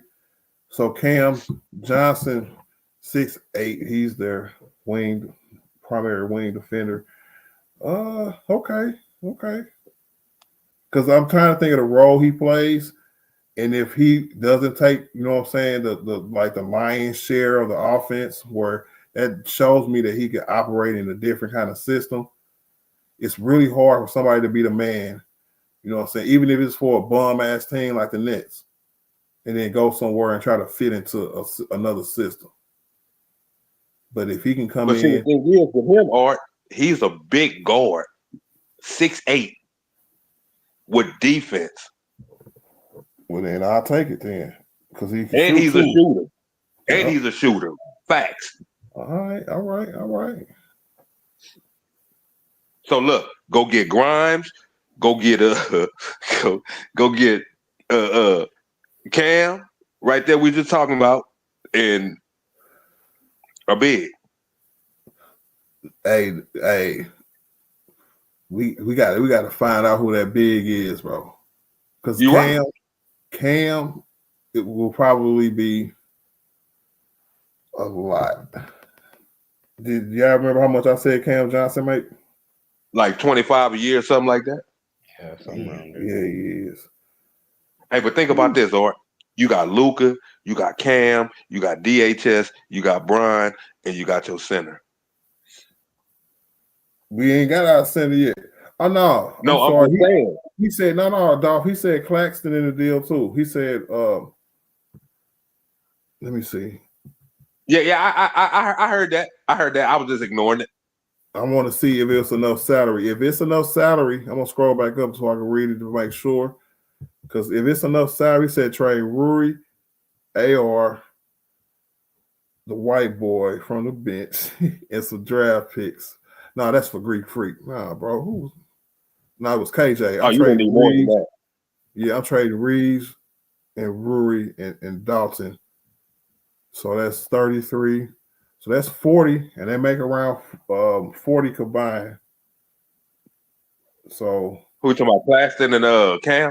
And Cam. So Dolph, we'll be able for that trade, we'll get Cam Johnson and Nick Claxton, who will definitely fit with Luka. I like his fit. But you don't think you don't think Claxton is lighting the ass? I think that he's tough enough, kind of like what you were saying about Grimes. Yeah. I feel like he's tough enough, you know what I'm saying, to the point where he won't be bullied too bad, because I feel like we'll have I'll be comfortable with Nick. Say Nick Claxton is the one we go all in on because we can get Cam Johnson too. I'll be fine with Maxi Kleber being a backup to Nick Claxton. Or Jackson Hayes, huh? Or Jackson Hayes, yes, sir. Because I feel Now, like see, JJ Redick is not an egomaniac and just stupid, stubborn. He should be able to learn from his mistakes. And maybe, okay, you don't have to take credit for you like you tried to make Doc Rivers do. You ain't got to be accountable, but just know in your heart, nigga, you better not come with this small ball stuff next year, bro. Especially that small ball stuff never worked, cuz. Especially in the playoffs, bro. So you never worked. Ooh, man. You remember Houston tried to do it on us with 4 Giants on the court. Exactly. And we was never laughing worked. at them niggas. The whole that gentleman sweep. We gentlemen swept their ass. Yeah, y'all keep, like what we were saying. Keep doing it. Keep doing it. Keep coming out with them small niggas. Yep. And then Russ gonna take all the shots of the small niggas. So we weren't worried about nothing, bro. Hell nah. That was an easy series right there. That was easy. Yeah, Steven Adams, I will take him as a backup center. Say for some reason we didn't Cleveland, Dolph, he make like $12 million, bro. I'm keeping Cleveland, cuz. I'm keeping Cleveland. I'm keeping him. I need to see what he do. Because that nigga killed us a few times, nigga, in Dallas, nigga. Yep, he hit a game winner against us, didn't he? Yeah. Don't say nothing. Was he in Dallas or was he in Indiana? Dallas. He was Dallas. So it was Dallas and Indiana. I thought it was. Yeah, I mean, you know, the same too. Them people hit. Hey, I hate them games, bro. He got the mid-level exception deal from that. Who, Cleveland? So he's definitely worth keeping. He only makes $11 million next year, and we have him only for next year. So he'll be 34 next year. Let's get his last year. He well rested. You know what I'm saying? Because he was hurt all damn year.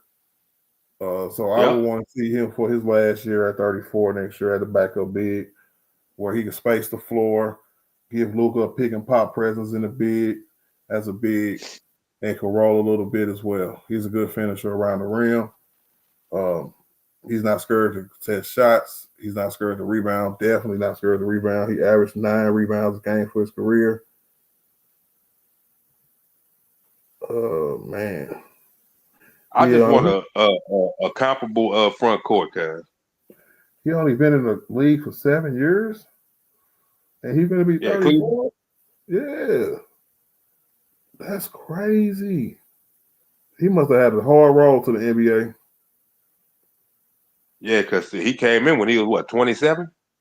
That had to be 27. He finna be 34, 7 years. Yeah. And 7 years ago was 2018. I'm finna look up his whole record, bro. What's his Gotta be backstory? cap, bro. Because I don't remember. That gotta be cap, bro. Sports track. Was he overseas or something? Nah, He damn, that's now crazy. that right there. That's what I'm thinking. Yeah, that's a good. I think he'd probably be overseas and they picked him up, like when they got But at linked around that 27, time. Marlon, that's late. But then again, like that's some stuff Dallas would do, like just pick up some random foreigner, like. Yeah, that's late as hell at 27, and you about to be 34. Damn. Yeah, I don't know his backstory.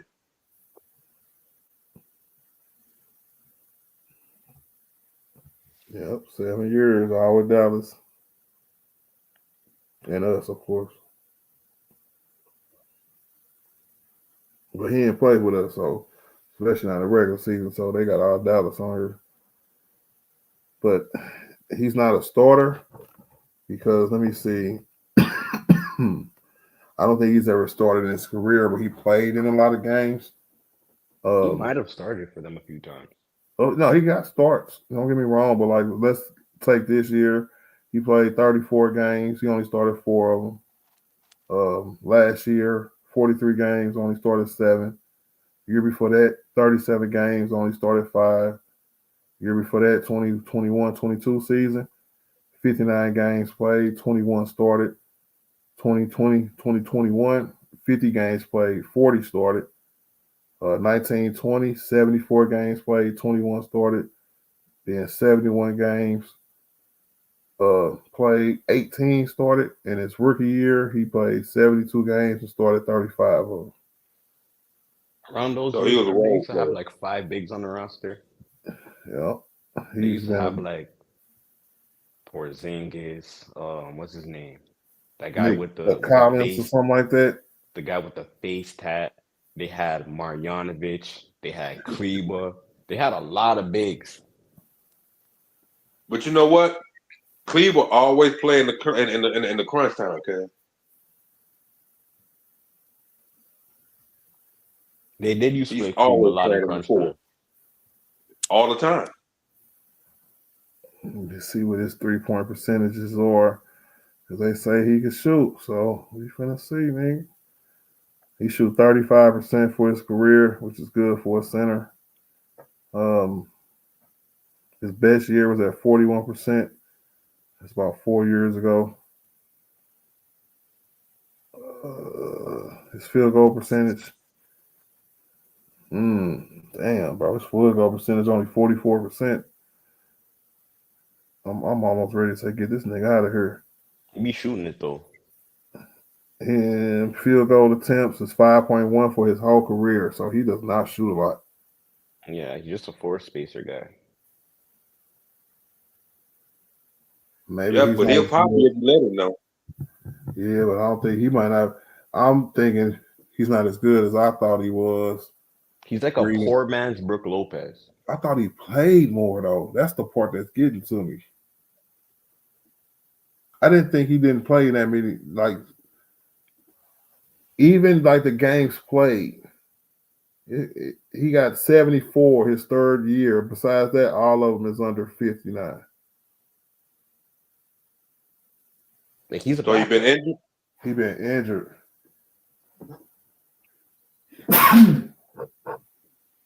Bless you. Thank you. Sorry, I couldn't get to my mute button. At the same time. He said, "Yeah, I'm trading Reeves ASAP." Well, I know JC's so cool. Everybody's down for the cause, bro. Nobody's screaming for it, nothing like that. Everybody's saying that we just do what we got to do to help our team, bro. We got to have a better fit, and we got to move our focus to making sure that the team is what it needs to be So Luka could be the best Luka that we know. You know, let's not fall into the trap again. You know what I'm saying? Which I don't think they are. I think they fully made that transition. You know what I'm saying? Yeah, 'Cause it because was this easy. is embarrassing. Yeah, because it was easy for them because they knew Luka was the future, so they was pretty much they couldn't make a decision not to. But it is what it is. But let's hope they don't continue to make the decisions they've been making after us getting throttled in every playoff series we done played in.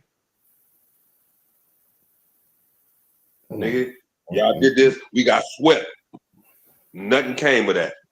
Hey Dolph, Luka make up for all that shit, bro. Hey man, well, they need to get Luka the pieces he need, cuz. Yes, they do. Because this wasn't it. This was not it at all. Hey, We was fooled. We was bamboozled. If I was Luka, bro, I'd be working on my lateral foot movement, playing defense, bro. I would get with somebody who coached hella good defense, like the remember that one offensive dude we had here for the Lakers for a little while, who everybody loved. You know what I'm saying? We need to find that defensive nigga like him. Bro, these niggas need to take a very short time off, and all these niggas need to get into this gym, cuz. Do whatever you got to do, bro, to better your game. Get stronger, all that, bro. Like real talk. Mm-hmm. Embarrassing, nigga. The hell? I ain't never see a team get whooped on like this, boy. Man, how come when we were discussing the possibilities of our team, we got niggas in the chat talking about we delusional, bro? Because I think we've been very sensible today. We started this off by saying that niggas like Miles Turner and like that was out of there because we know that's probably not gonna happen. You know what I'm saying? We discussed our salary cap situation. We discussed options based on our salary cap situation and on trades. You know what I'm saying? We do what we need to do to better this team, bro, to get it right around Luka so we can whoop your team ass, nigga. But see, here's the thing, Art. Niggas saying we delusional, but we are talking about getting role players, cuz. Right. Nigga, we ain't named one big star like that, bro. We say role players. Yep. So we delusional though, because we want role players to come in and be okay. I guess. Mm-hmm. It is what it is, cuz. We're gonna always be delusional though, cuz we Lakers fans, cuz. We're gonna always be delusional, cuz. That's just what it is.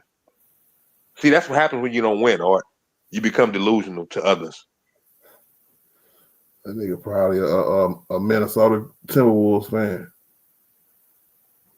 It don't matter. Mr. Hudson? 17.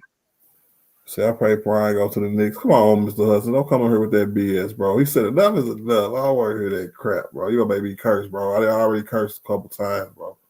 Hudson, Maine, you gonna make me curse again, bro. Brian is happy in LA, bro. Why can't we just enjoy Brian no matter where he at, bro? You know what I'm saying? Y'all niggas take it too personal, bro. It's all kind of niggas and all kind of fan bases, Hudson, bro. You know what I'm saying? So you get pissed off by anybody, everybody. So Man, that man not uprooting his family and going to no damn New York. no, bro. I've been saying that since the moment he signed that contract in LA. I said, oh, he got that house in LA. You know what I'm saying? Brian, it's the perfect place for you, bro. Go to LA. If you go to Philly, bro, that's gonna be bad business, bro. You're gonna be in hell playing next to Joel Embiid. Go to LA. That's where the stars is at. That's where you can put your name with almost every other NBA great in the top 10. You know what I'm saying? I did say NBA great because it's about 6 or 7 Lakers in the top 10. Anyway. I got like 6 or 7 of them up there, kid. You know what I'm saying, bro? Bro, so come on to LA, do your thing, man. And he been doing this thing ever since, bro. Just like the nigga when MJ came back for the Wizards, bro. Niggas they curved one lick. They just was enjoying the fact that they GOAT came back. You know what I'm saying? I'm enjoying the fact that my GOAT is still playing. Go ahead, dog.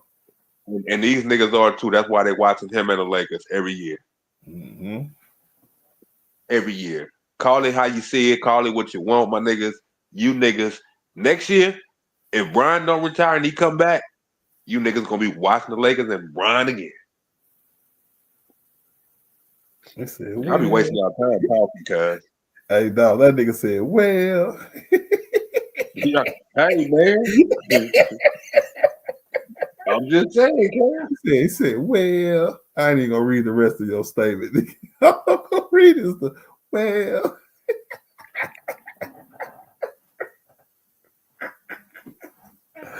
Oh, it's silly, man. He said, well, yeah, like if they come back with this team, though, it's a wrap, cuz. It's over with. Oh yeah, but you know that's not gonna happen. It's one thing Rob Play can do is move some niggas. You got to give him credit for that. Hey, but he gotta want to move. Can do is hold them niggas for too long too, bro. I know, but when the need is to be made swiftly, you know what I'm saying? It happens, bro. What about D-Lo? Well, that need to be made ASAP. Because D-Lo, in my opinion, we had to deal with him, but he was eventually traded for a better piece. All the people that we had to wait for to be traded was eventually traded for a better piece. You know what I'm saying? When we had to sit around and wait for Kendrick Nunn ass to be traded, we ended up trading his ass for Rui, nigga. In a whole year, though. But we had to still wait. Yes, it was. Kendrick Nunn was hurt for a whole year.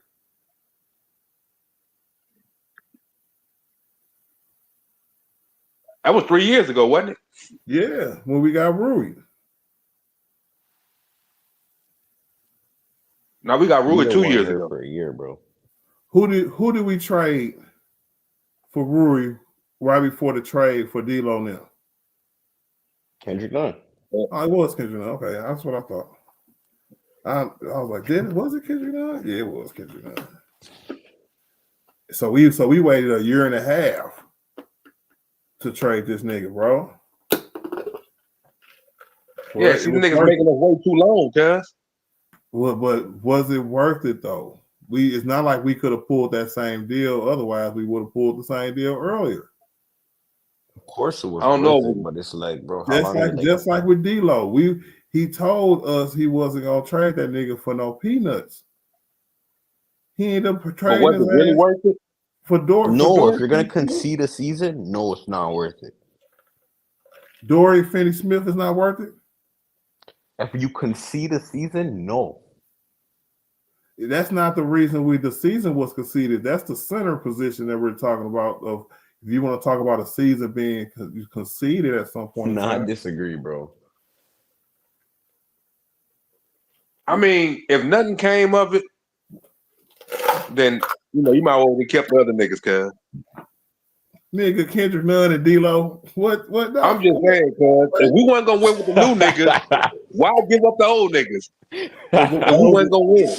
One nigga ain't even played in a year and a half, and then the other nigga act like he can't play all the time. No. I also take the deals because we only gave up seconds in those deals, so I ain't mad.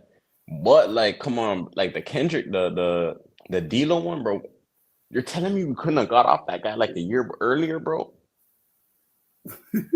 Like 1 year earlier, bro. It's possible. Yeah, it was possible. Of course, maybe. But if it wasn't right, then to me, then let us suffer. No, I would rather wait for the right deal than make a quick deal that's not right. If you get what I'm saying. But we don't know if any of them deals is right or wrong, though. I definitely like having DFS on my team better than D-Lo, and I definitely like having me too. Rui ended up being a starter for us. You know what I'm saying? That one was a super great deal. That's a super great deal. For who? The Kendrick Nunn for Rui? And a second, that was crazy. That was crazy good.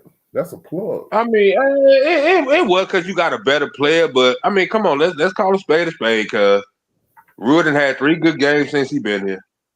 I All right, know, but like but you know the what? other Got guy me didn't even crazy, play bro. for us. The other guy didn't even I'm take just the court saying, for bro. us. He didn't. But He was at who the he end of the was, day, so you none of got them niggas won nothing for us. Name one of them. He had 3 good games since he been here. 3 good games, cuz. Cause look, Only 3, it bro. went from niggas talking about that one game he had to now these 2 games he done had.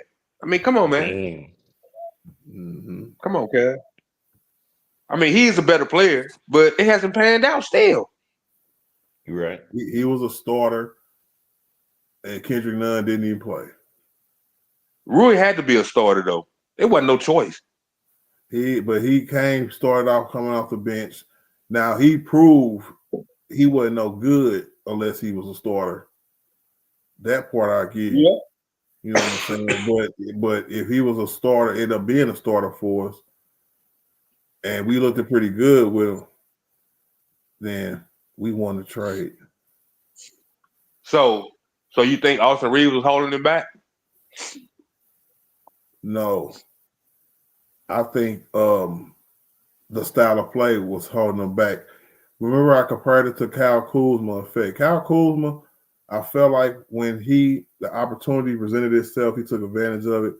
But because of the forwards in front of him, them opportunities will have to be far and near for his kind of caliber.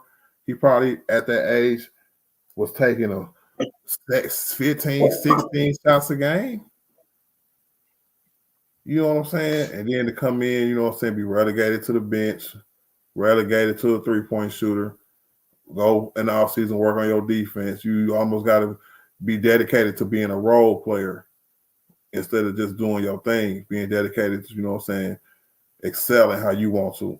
You got to reel it in, especially playing behind LeBron and AD. I think Rui fell into that same kind of trap to where he had to change who he was, be a spot-up 3-point shooter, learn how to play better defense. You know what I'm saying? The same things we done taught this nigga since the first year we got this nigga. You know what I'm saying? We always tell Rui in the offseason to be better defensively and keep, you know what I'm saying, hitting your threes, nigga. Working on your threes. So I think Kyle Kuzma was the same way. Now, with more opportunity comes, you know what I'm saying, probably a little bit better numbers from Rui. Same thing with Kyle Kuzma. You seen when he left and went to Washington and stuff like that.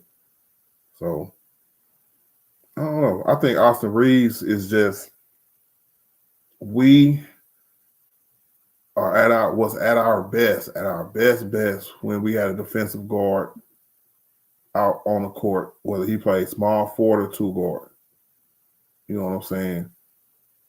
And for some When last reason, time we had that? Darvin Ham was our coach, nigga. That was the year we went to Darvin Ham first year when we went to the Western Conference Finals. You know what I'm saying? And that's been true for every team. If you put 2 guards out there who are defensive liabilities, your third person better be an outstanding defender. I'm talking about outstanding. And with Vando was at his best when he was here, he was. So we could play D'Lo and Austin out there together because Austin wasn't no scrub. Yeah, he is the nigga. No super scrub. You know what I'm saying? He gave effort. So sometimes he'll get a few steals or play a good defense, put a hand in the nigga face. You know what I'm saying? Enough for it to pass. But now that you ain't got no nigga like that who can come and shut down the perimeter and guard Ant-Man for 30 minutes, we got him. JJ just ain't use him like that. I swear to God, I would have sick Vanderbilt, a healthy Vanderbilt. I would have sick that nigga on Ant-Man and said, you know what, nigga, you might as well start, nigga. That was the most surprising thing to me. What position Ant-Man played? The 2? The 2, Yep. yeah. I would have been like, Vando, you are a new starting 2 guard, buddy. You're finna play 30 minutes a game.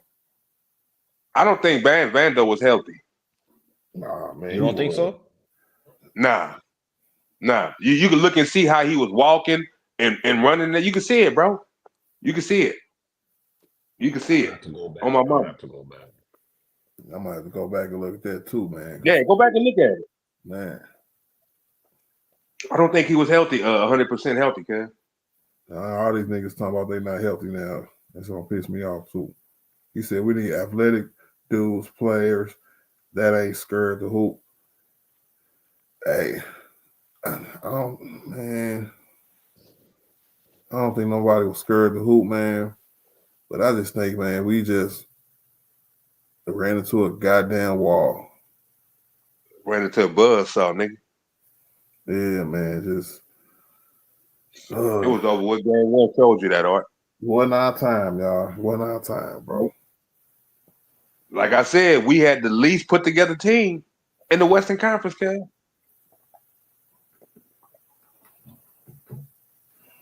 Everybody in the Western Conference had comparable bigs on their team, except us. All right. Except us. Yep. That's true. And that makes me ask this question, my next question to y'all, man. I think Should we have have kept 80 until the off season? You know what I'm saying? I think that we would have had a better chance at making a playoff run with 80, Brian, and Austin Reeves at the point, with Max Christie at the two guard, the defensive two guard. You know what I'm saying? With Vando backing him up, he would have definitely played more Vando then. You know what I'm saying? 80 our center, you know what I'm saying? Hey, he can play Jackson Hayes backup minutes if he wants to. I don't give a damn. Hey, me personally, we'll still be playing. Nigga, we'll be waiting on our second round opponent right now if 80 was still on this team. But see, then you got to think. Then you got to think, will we be in the same position we was in? Yes. When the days that we traded, yes, the day bro. I'm assuming healthy. You know what I'm saying? I'm not going to assume that somebody didn't get traded, you know what I'm saying, who didn't get traded is still going to have the same injury. You know what I'm saying? Different circumstances, you know what I'm saying? Different arenas, different places. You know what I'm saying? I'm not going to say he would have got hurt. Well, so I'm assuming health. You know what I'm saying? AD would have took us way further. Way further. But the day AD got traded, nigga, we was the fourth seed? The third, fourth seed? Fourth seed, yeah. Yeah.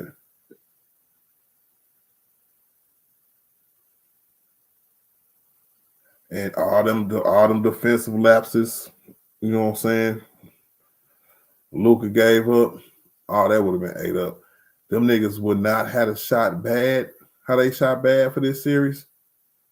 If 80 was on the team, we would have won this series easy. And them niggas shot 80. They would have shot worse. All them niggas shooting threes. What Rudy did the last game, 80 would never, bro. Has never.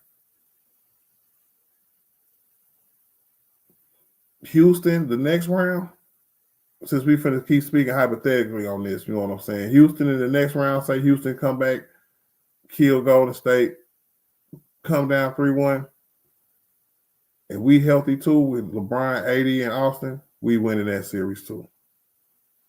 80 is definitely the best player in that series.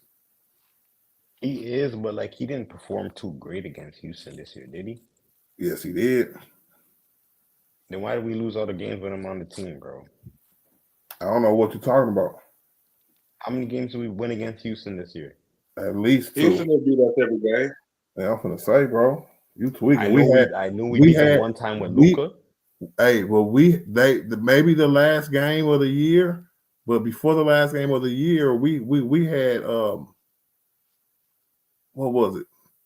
Positioning or like tiebreaker status, whatever you call it. Did we play them every team over every team not named OKC? Do we play them late in the year or no? late in the year, like the second to last game of the year. How many times? 2 times or 3 times? I think we split the first two. I think. Okay. And who Because won you the remember, last game, I think we played them last time with Luca. Yeah, we did play them with Luca. And I think we played Because I them think we 2 played them 3 times late times. in the year. I think we played them 3 times. Did we win the last one? We won one of them late in the year. Like towards the end? Okay. Yeah, I think we lost the prior 2 meetings. I do Because you remember. remember the first game they was blowing us out, and we came back and made it a game at the end. Yeah. The second game, Let's see. I got it right here, dog. Let me see. First game against Houston was. Man, we played Houston hella late in the year. Yeah, that's what I thought. I think we Or only I'm played just them one blind, time you know what I'm with saying? But I just want to check one more time because the first meeting I see with Houston is January 5th. It was 119, 115. The Lakers lost. Anthony Yep. Davis had 30 points, 13 boards, and 8 assists. Austin Reeves had 10 assists that game, led the team. The next game against Houston, let me see. This one was a bad game. Damn. Okay. March 31st, we won 104 to 98. Yeah. Luka Doncic had 20 points. LeBron had 8 boards, and Luka Doncic had 9 assists. Wait, how many times did we verse them? And then we played them again April 11th. We won Yeah, that was the last 140. time. Yeah, we won 140 to 109. Luka Doncic had 39, 8 boards, 8 assists, and LeBron had 8 assists with him. So we're 2 Told you we won 2 to 1. Told you we won 2 to 1. And while y'all talk about it, I'm gonna scroll back and make sure I didn't miss a game early, but I thought I went. No, you didn't. Slow. No, you didn't. Yeah, You didn't. Yeah. I guess it's 3. That's all the games. Okay. That's all of them. Because we only played that division 3 times. Mm-hmm. Yeah, so yeah. we would have beat Houston. You know what I'm saying?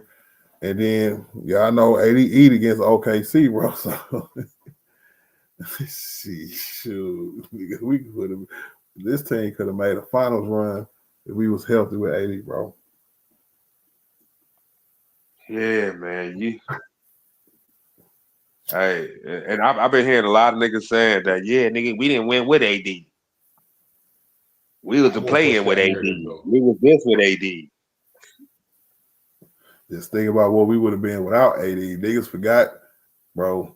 That nigga did a lot of carrying, bro. Right. A lot of carrying, bro. He was definitely the best player on this team this year before he got traded. You know what I'm saying? Last year, he played, 77 games? Something stupid like that. You know what I'm saying? Yep. Don't forget about this to go down in Laker legend, bro. I know we just made it the 7th seed, right? But to go from the 13th seed, bro, when you lose your best player at the time, right? And you gotta win a lot of games. This nigga went like 26-6, nigga, to end the year. Stupid record, bro.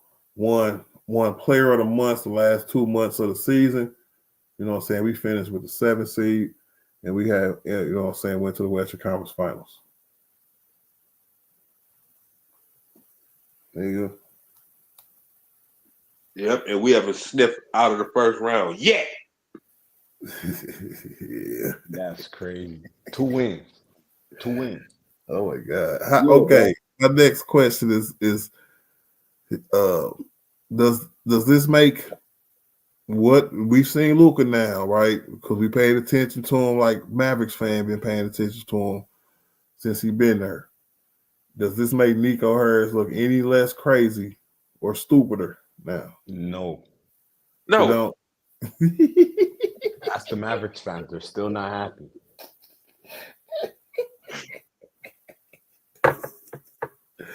It'll make him look no stupider, you know what I'm saying? Because this is me gauging how mad y'all are at Luka. Like, damn, did we really get chipped?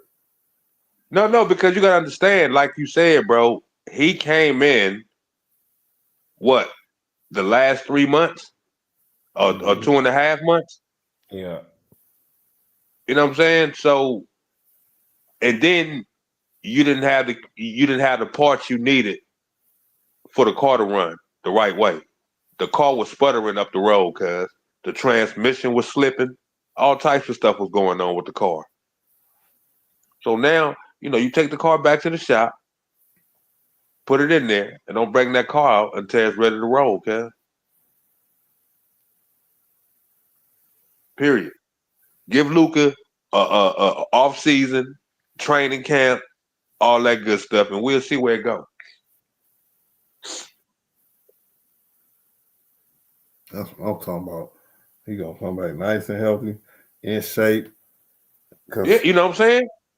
Maybe he just never.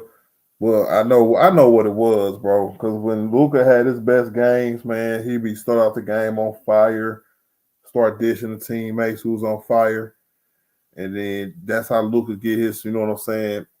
39, 8-8, and 9-9 and stuff, bro. Luka's not Luka unless he's doing that. So, and we told y'all earlier how to get back to that. So hopefully Rob Pelinka can get some valuable bigs. You know what I'm saying? Some guards who can guard. And You got to. You got to. Them niggas don't respect our role players, are. Yeah. They didn't respect them niggas, cuz. At all. Man, one of them. Why would they? Our own coach didn't even respect them. No, I'm just saying. Just what you just said. Get some guards, some big men. When Luka had that, once again, when he had that, them niggas had to play, bro, and they ain't know how to react to none of that was being thrown at them by Dallas, bro. We didn't have them type of role players, cuz. We just didn't. Why you think they was beating up Brian? They were beating Brian ass. Yeah, they was. And they were taking Luke out. We gonna cut the head of the snake off of both of y'all, nigga. And the rest of you niggas gonna stand there and be scared, nigga. Come on, cuz. Y'all gonna watch us beat y'all leaders up, nigga. And y'all ain't gonna do nothing about it. Nope. Hey, Mr. Hudson, bro. I say Kyrie, man. Kyrie want to be a Laker, but he don't want to be here while Brian here. That's been my theory for about 10 years now. Well, not 10 years, but since, you know what I'm saying, that nigga left and Brian ended up coming with LA and all the talk started, maybe not. I call you, I'm sorry, and making up and all that trash. But in real life, he'll never be a Laker while Brian is here. He love Kobe. He don't love Brian. I ain't trying to see no Luka, Brian, and Kyrie playing together, kid. No defense gonna be getting played. Man, look, man. Yeah, that's gonna be a worse situation than Austin, Brian, and Luka. Hey, I ain't trying to see that, kid. So give me a comparable guard like we said, Grimes. Give us Grimes or Cam, kid. Mm-hmm. That nigga Critical want to know, man. Y'all think he gonna be working out with Brian in the offseason, Luka? Luka? Nah, I don't think so. He better be. He better be. He better be. Is he one of it? Okay, so now we got to talk. Damn it, Critical.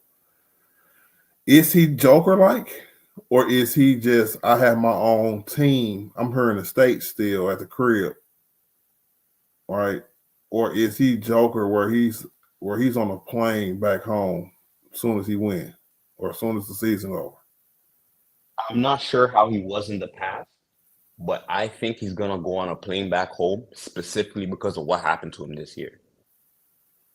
He got traded. He's in a new town. Where's his friends at? Dallas. You gonna chill it exactly? You gonna chill with Braun off season or something? You gonna go chill with Reeves?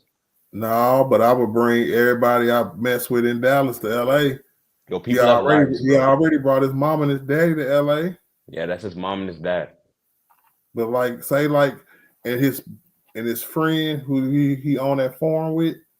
You know what I'm saying? He was building a house in Dallas. He had a nice house in Dallas, but he was like building a house in Dallas. You know what I'm saying? So I don't know. He got a house good enough in LA to make him feel comfortable or not. You know what I'm saying? But he's definitely not going to go back to that house in Dallas. Oh, he said he's never going back in Dallas again. Yeah, so I think this might be the first summer. Don't get me wrong. Whenever vacation he wants to take or whatever away time he wants to get, don't get me wrong. That's fine. You can hop on a plane here in a week or two and go on about your business. But in about a month, I need you back stateside. You know what I'm saying? And starting to get out there in that hot sun in LA and working out and hooping. If I was him, I'd play street ball all summer. He can't do that. He could work out like that. Yes, he can. I'm not saying Street ball where? I'm not saying street ball with where? niggas, but I'm saying that he can run some little practices, and it's something about being out in that sun, sweating that fat off to the point where he don't really have to focus on losing weight. Him working out alone or working out like that, hooping and just working out in general outside, it would really, you know what I'm saying, help him sweat some of the pounds off a lot easier. Shut up, Mikey. Too cool. I'm serious, bro. I'm serious, bro. All right, he need to go throwback with the trash bag. Even if it has to take a trash bag, said the trash bag, sleeves, bro. That's fine, bro. Yep, I think they make shirts like no. I think they actually make shirts like that now, where like you don't even have to get a trash bag. They got shirts. Oh, I know what you're talking about. They got the I know what you're talking about. Yeah, with the long sleeves. Yep, to catch all the sweat and everything, bro. Yeah. Sweat. Yeah. My bad. Nigga showed his age, huh?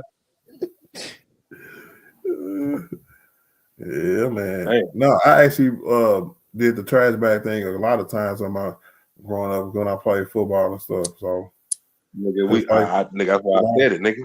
When I played JFL, that's the Junior Football League. We had to do weigh-ins. You know what I'm saying? You was the biggest nigga out there. I was the biggest nigga out there, and that's how I made my weigh-ins. Yes, sir. It used to be crazy if you was overweight, nigga, and you had to go do a whole lot, nigga, just so you can come back and weigh yourself again. Yeah, that same true. day, nigga. Niggas You had to used go to drop go to them the balls. bathroom and make themselves Earl. Niggas used to strip down butt ass naked to get on the scale to make weight. Niggas used to go run around the whole facility until the end, to the very end, and be one of the last niggas to come do it again. Niggas take X-Lax in the morning. You know what I'm saying? So the shit didn't work. You'll be in the bathroom shitting for another 2 hours. You know what I'm saying? So you can make weight. Hey, bro. Come on, man. Straight up. We looked like a goddamn I don't want to say slave farm, but it was like just a bunch of niggas trying to make kids. Let me stop saying this. It was a bunch of kids, bro. It is now I look back on it, it didn't feel right. God damn it. Hey man, it is what it is. Ikato. What up, Ikato? Hey, I'm not mad at Bobby Portis, bro. I'm not mad at Bobby Portis. I just think Bobby Portis is a little soft, in my opinion. I would definitely rather have a much tougher big. That's why Bobby Portis can't play center alone. And he'll be like he's one of the best backup bigs in the league. If that nigga was a little taller and a little tougher, he'll be one of the best bigs in the league, period. I'd rather have John Collins, to be honest with you.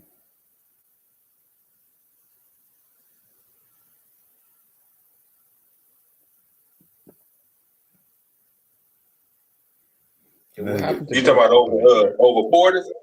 Yeah.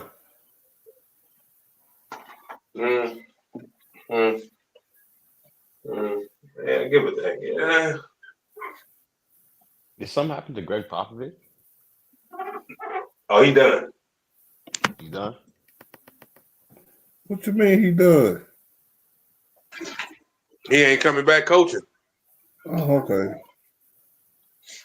You know, he been going through that little issue, Mike. You know, like remember his wife had passed, and then he was dealing with stuff, so forth and so on. So I don't think he recovered from all that, kid.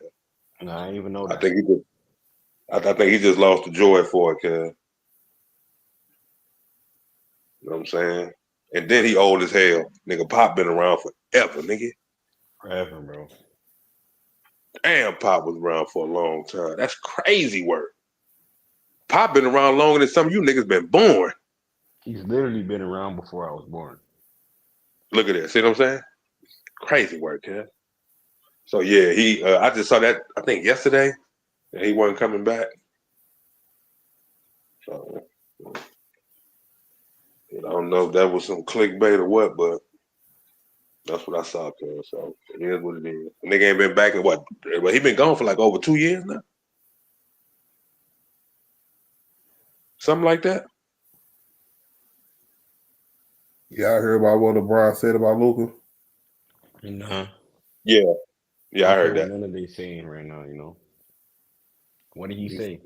He said he's not gonna try to convince Luka to try to stay with the Lakers. He said, "Nope, that ain't my job. I know Luka knows how I feel about him, and ultimately that trade happened for the future. That's not for me. Luka has to decide what he has to do with his future. He's 26 years old. I'm 40, so he can't be basing his career off of me. That's just real. But I hope, obviously, he stays long term. Laker fans effing love him here. LA has accepted him. We love him as a teammate, as a brother. But ultimately, he has to make a decision for him. Shoot. That He was a didn't good say answer, bro. he didn't say shoot though. That was a good answer. That was world class, bro.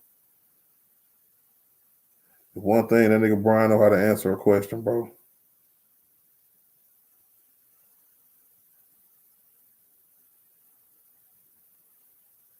Yep. Hey man, we got a prima donna as a head coach, y'all. Mm-mm-mm.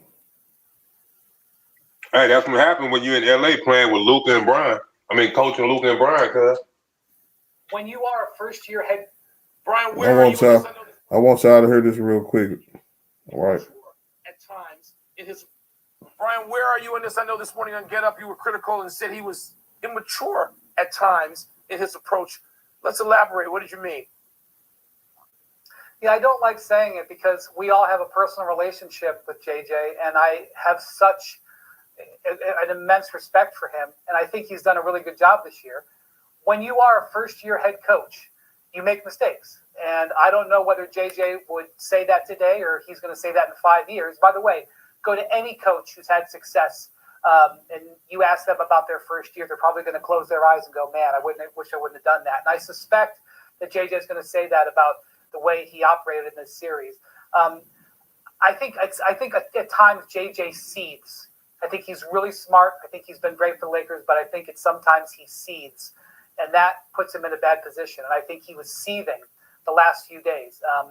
I think he made a mistake with how he played those older guys on short rest that many minutes in Game 4. He, instead of recognizing it, he just doubled down, was almost defiant about it in between Games 4 and 5.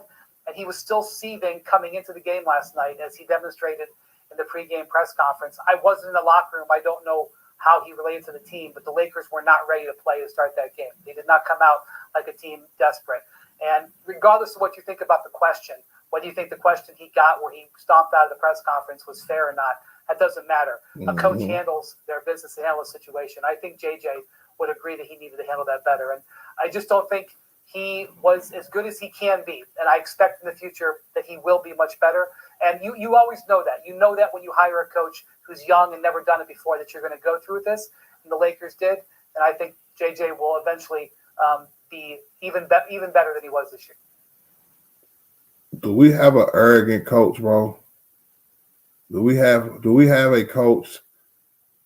You know what I'm saying? If for anybody who don't know what seething means, you know what I'm saying? That means that you pissed all day long and you pissy at everybody. You know what I'm saying? You just a pissy MFer. You know what I'm saying? Like you in your feelings. Like if we was in the hood or something, niggas be like, get out your feelings before I slap you, bro. For real. Otherwise, get away from me. That's what that means. You know what I'm saying? So he's seething, he hot, he mad because people just question him about the things he do. That's not a one-time thing for somebody. That's something that, like, if it happens next year, he might do the same thing if everybody ain't kissing his ass. Or we losing and he ain't taking accountability and he got to fight. You know what I'm saying? And him fighting the media is leading him being stubborn and being a bad coach to the team. Man, JJ, bro, I don't know. All right, man. You gotta understand, JJ is a Dookie, cuz. He from Duke, cuz. He played at Duke. He played under Krzyzewski, cuz. You just gotta look at all that. His mentality is built like that, bro. That's how he is, dog. That's just how he is, bro. He just stay. That's not good, though. He can't stay mad. No, I'm just saying, bro. His attitude is built like that, Art. He's wired like that, cuz. He went to Duke. He wired. All them Dukes niggas wired like that, cuz. All of them. Go look at him. Go look at him. Maybe I'm using the wrong word, man, because it's one thing to be mad all the time, you know what I'm saying? But it's almost yeah, I'm gonna go with arrogance. I don't like it, though. I don't. I mean, arrogant. You're at the pregame meeting before game 5, a game that's a do or die. Yep. And you're still pissy, mad about the last game and the question that the reporter asked you about, you know what I'm saying, whether or not it was smart enough to play them veterans all the minutes and not play no bigs like Jackson Hayes. You still pissy about that, bro? Yo, but like 500 people asking that, bro. Right, because he know probably in his head, like I told you why he did it. But in his head, he like Mike just said, all these people asking you the same shit. Mm-hmm. Same stuff. My bad, Art. Asking you the same stuff. And you keep hearing it. You done heard it a million times within them 24 hours. They put a stat on the screens and he's the first person to do it in this many years. Like, he couldn't get away from it, you know? So for that one specifically at the post game, I'll give him a pass for that. But I understand what you're talking about because he do seem mad. He don't like when they ask him certain questions. And you're not supposed to get like that, but you come on, like he in his first year, you know what I'm saying? Like, I'm gonna give him a pass. Just this year though. I don't want to see that next year. But then Art, what you said about the arrogance, that could possibly be true because I know probably in his mind, he thinking like you dumbasses ain't smarter than me. And that's bad, bro. That's bad. Y'all ask me questions and y'all don't even know what's going on. Oh, that is so bad, bro. You ain't that shit, bro. Think about this, you ain't that shit, bro. All right, niggas, when you got people going around saying, oh, you know, JJ smart, JJ know this, he know X and O's, da da da da da da da da da. You hear all that, bro. And in your mind, you feeling the same way without people saying that. All these niggas got an arrogance to them, bro. All of them. Some are just different forms and styles and stuff. But all of them got arrogance to them. Yeah. And you the head coach for the Lakers. Your first gig is coaching LeBron and AD. for the Lakers. Yeah, but I hold the nigga accountable, just like he holds Doc River accountable. I remember that rant he went on against Doc Rivers about how he don't take accountability and he never does it. He was screaming and yelling, and then the first time you go through it, you don't take accountability. To the point where you're mad about it, and it takes your focus away from the adjustments in the game that you're supposed to be playing. So let me ask you this question: would you rather him be mad, or would you rather him just have his hands in his pocket? I would rather him to be mad and focus on the series and get better within the series, and not carry it over to because we had 2 days off. It was a travel day between Game 4 and Game 5. So for Game 4 that night, when you mad, you still pissy mad about that, not losing. Because that cost the game, though, bro. That cost him the game, bro. That cost him the game. Hell yeah, he pissed because he did that to prevent that. And that should have been his narrative from the end of that game all the way up to now. The first words out of his mouth was that I played the guys that I thought can give me the win. I was wrong. You know what I'm saying? Maybe I should have got them guys some rest. You know what I'm saying? I'll do better next time. You heard what Brian Windhorst said. That's obvious. You heard what Brian Windhorst said. He doubled down on it. Like he doubled down on Art on playing the 5 starters for the whole half, and no subs, and no rotations, and nothing like that. What's the problem with that? Like, I obviously I get the problem with that, but like if he wants to play his 5 best guys for like the last half of a game where it's an elimination game, what's the problem with that? Because it I get in game 4. I get in game 4, but in game 5, what's the problem? It wasn't an elimination game. It was game 4. Yeah, but in game 5, all right, he threw Kleber in there for a little bit, but that's it. No, he threw Vandal in there for a little bit, but that's it. No. Gabe Vincent played a little bit. What's his name? Kleber played a little bit. Kleber and Vandal, yeah. You know what I'm saying? Vandal played a little bit. DFS played a lot. You know what I'm saying? So it wasn't them 4 niggas plus DFS for a whole half, right? To me, the fact that it was the first time, and how long you say, Mike? I don't know. I don't know how many years, but it was a lot. It was like decades. It's a lot of years. Yeah, it was like decades, wasn't it? Decades for sure. Like, it was crazy. You know what I'm saying? So history proves that that's not something you want to do, because it is a 7-game series. There's no reason in hell for you.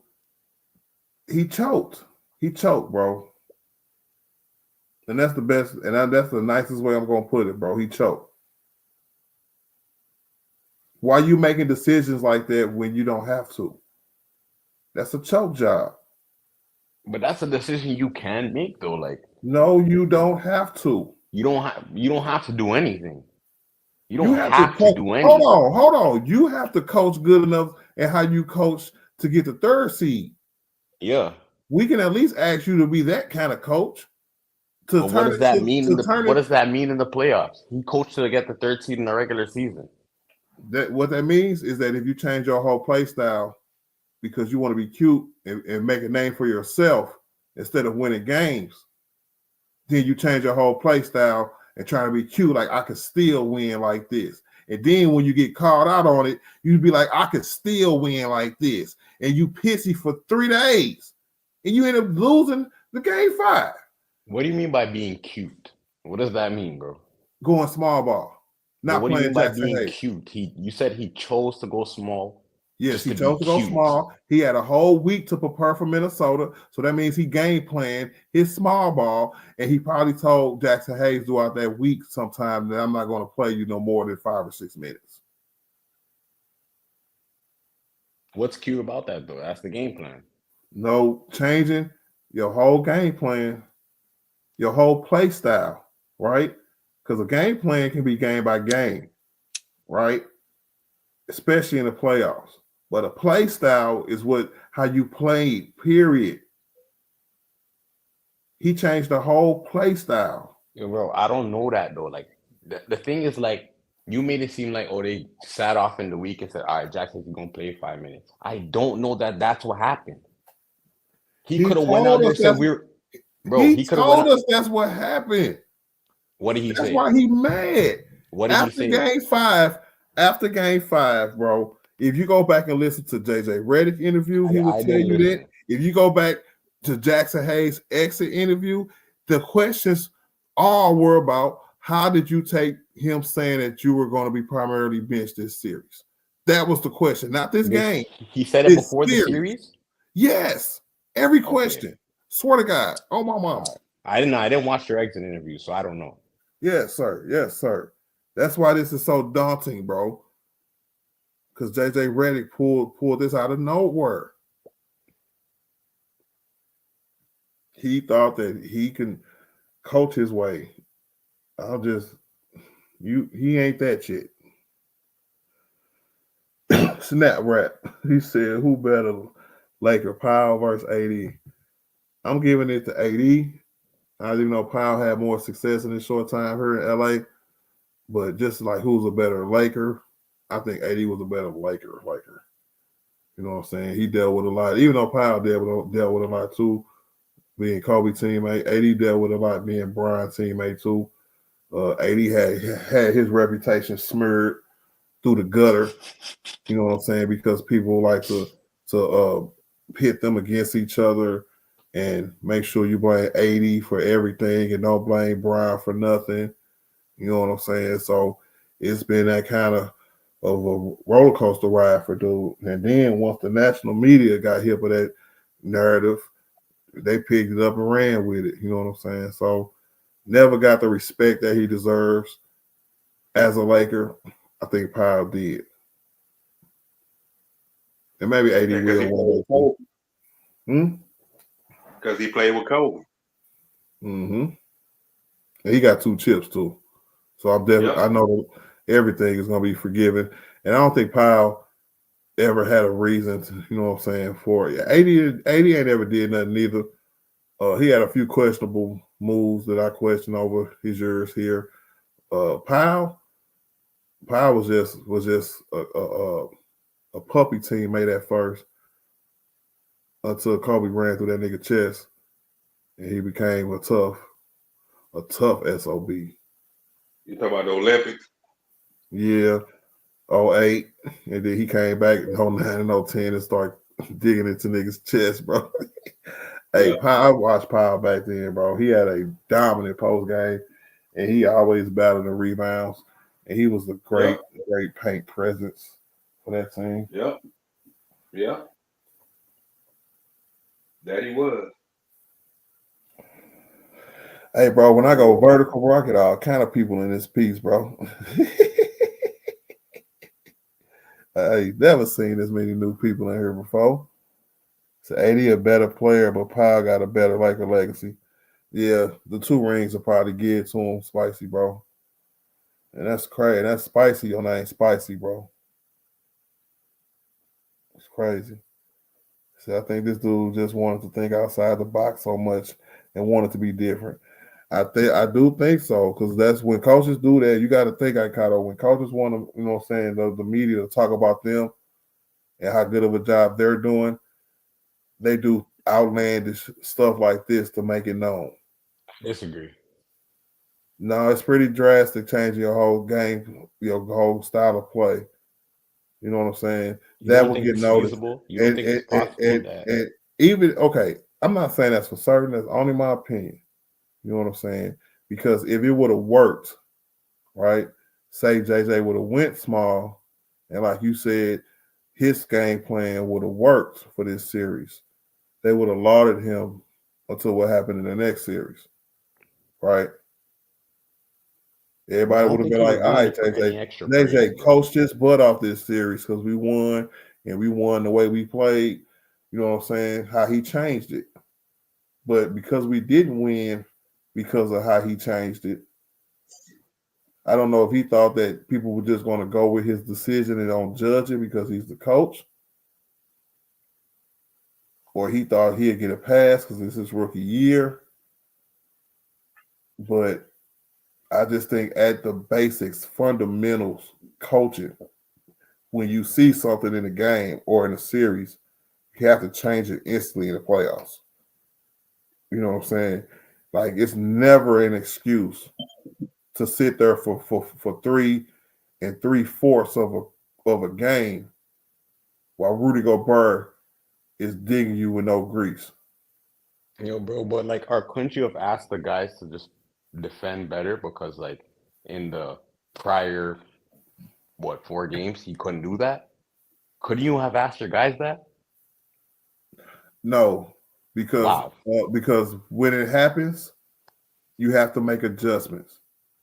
This is what the playoffs is all about. That's why I said adjustments can be made in-game adjustments, out-of-game adjustments, after every game, after every change of scenery. You know what I'm saying? A player for another team might be hot in the series. You might have to make an adjustment for him. One of your players on your team might not be shooting as well or playing as well. You have to make an adjustment for him.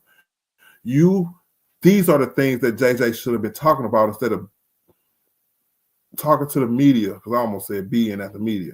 You know what I'm saying? About a decision you made a game ago. I don't care about that. I want to win this game right here, JJ. But what So you what do, did you want to?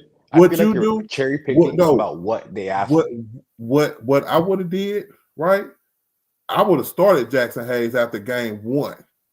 But that's neither here nor there, right? But in those between game 4 and 5 and those 3 days, what I would have did to come back in game 5 to try to win that game, I would have started Jackson Hayes and gave him all the minutes and just seen what happened. Because at that point, to be all honest with you, it's 3-1. We F around probably would have lost that series anyway, right? But what I'm going to do as a coach, as a man, that's me going to Jackson Hayes and saying, you know what, I had a game plan. You went with it because you trust me as a coach. I appreciate you not blowing the team up, you know what I'm saying, off this decision, because you did help us get here. You did help us get to the 3rd seed, home court advantage for the 1st round, and I kind of benched you. I'm sorry. And how I'm going to show you I'm sorry, when this series we probably going to lose, I'm going to start you for the rest of the damn series and see what happens. Back to your regular. I would have gave them 28 minutes a game instead of 23. I would have said back to your regular schedule programming, because when it was regular schedule programming, at least we were winning games. That's what a real nigga do. That's what a real coach does. But no, JJ doubled down on it. His ignorance. Come on, man. But Come you're on, just cherry man. picking what they're asking him in the interview. He made adjustments in the series and stuff. They didn't ask him about those. They just didn't work. It's not like they're gonna go in there and ask about the adjustments that he did that didn't work. Okay, that is not true. What's not true about that? Because Jackson Hayes didn't play for 6 quarters, Who right? cares? There's other No. adjustments you can Listen. make. Hold on. No, because you asked about the question. The question, the dude was nothing wrong with how dude asked that question. All dude said was that playing all 5 starters or whoever you play, because DFS wasn't a starter, right? Playing those guys that whole half, do you look back on it now, or did a coach tap you, one of your coaches, you know, some assistant coaches tap you and be like, hey, you might want to give Brian or Luka a rest here real quick. We got a 10-point lead, 12-point lead, you know, get Jackson Hayes into the game maybe when you was lacking rebounding. And then he just snapped at him. I talk to my coaches. What do you mean? Are you implying that I don't talk to my coaches? Every coach talks to their assistant coaches. I talk to them about everything, and got up and walked out the goddamn room.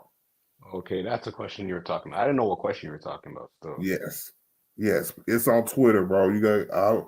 I seen that. Okay. Yes. I was talking because like I didn't know what question you're referring to when you're. I just thought like, oh, why didn't you play Jackson Hayes? Because I told you I didn't watch all the media, right? Mm-hmm. So I thought you were saying like, oh, why he didn't like play Jackson Hayes or something, like, you know? It was the second to last question, because the lady said 2 questions left right before dude asked this question. You know what I'm saying? I remember because I was watching it live after the game, listening to the Bang Show. You know what I'm saying? And I was just like, man, this dude is twigging. So that's what I'm talking about. So take that, Mike. 2 days later, you're in a pre-game meeting with Reggie Miller and whoever the other dude is. Yeah. And they ask you about that. And you're acting snobbish and childish. Yeah, but that's what I was talking about when you're cherry picking the question. Like, but why they still asking about it 2 days later and you getting mad about it? But why they asking about that 2 days later? Because it was the last game and you stormed out like a child. Bro, I'm not worried about what somebody's asking about game 4 2 days later. Like, I'm not gonna use that to judge JJ. Well, why I would not? get You're still frustrated mad. too. Why not? You're still mad. Because why y'all still talking about it? You heard what Brian Windhorst said. He doubled down on it. I don't care what Brian Windhorst said. Hey, that's what happened, bro. That's what's been reported. Reggie Miller, hold on. You know how we have our TVs down? We can't listen to the game. I forgot to say this, and I know it's 4 hours in. I should have been said it. But during Reggie Miller said it during the game. Because they talk about what they talk about during the pregame meetings, right? So what Brian Windhorst is getting the childish part from, Mike, is what he heard Reggie Miller say during the game on national TV. He talked about JJ Redick like that on national TV during the game. We just didn't hear it because we don't have our values up all the time.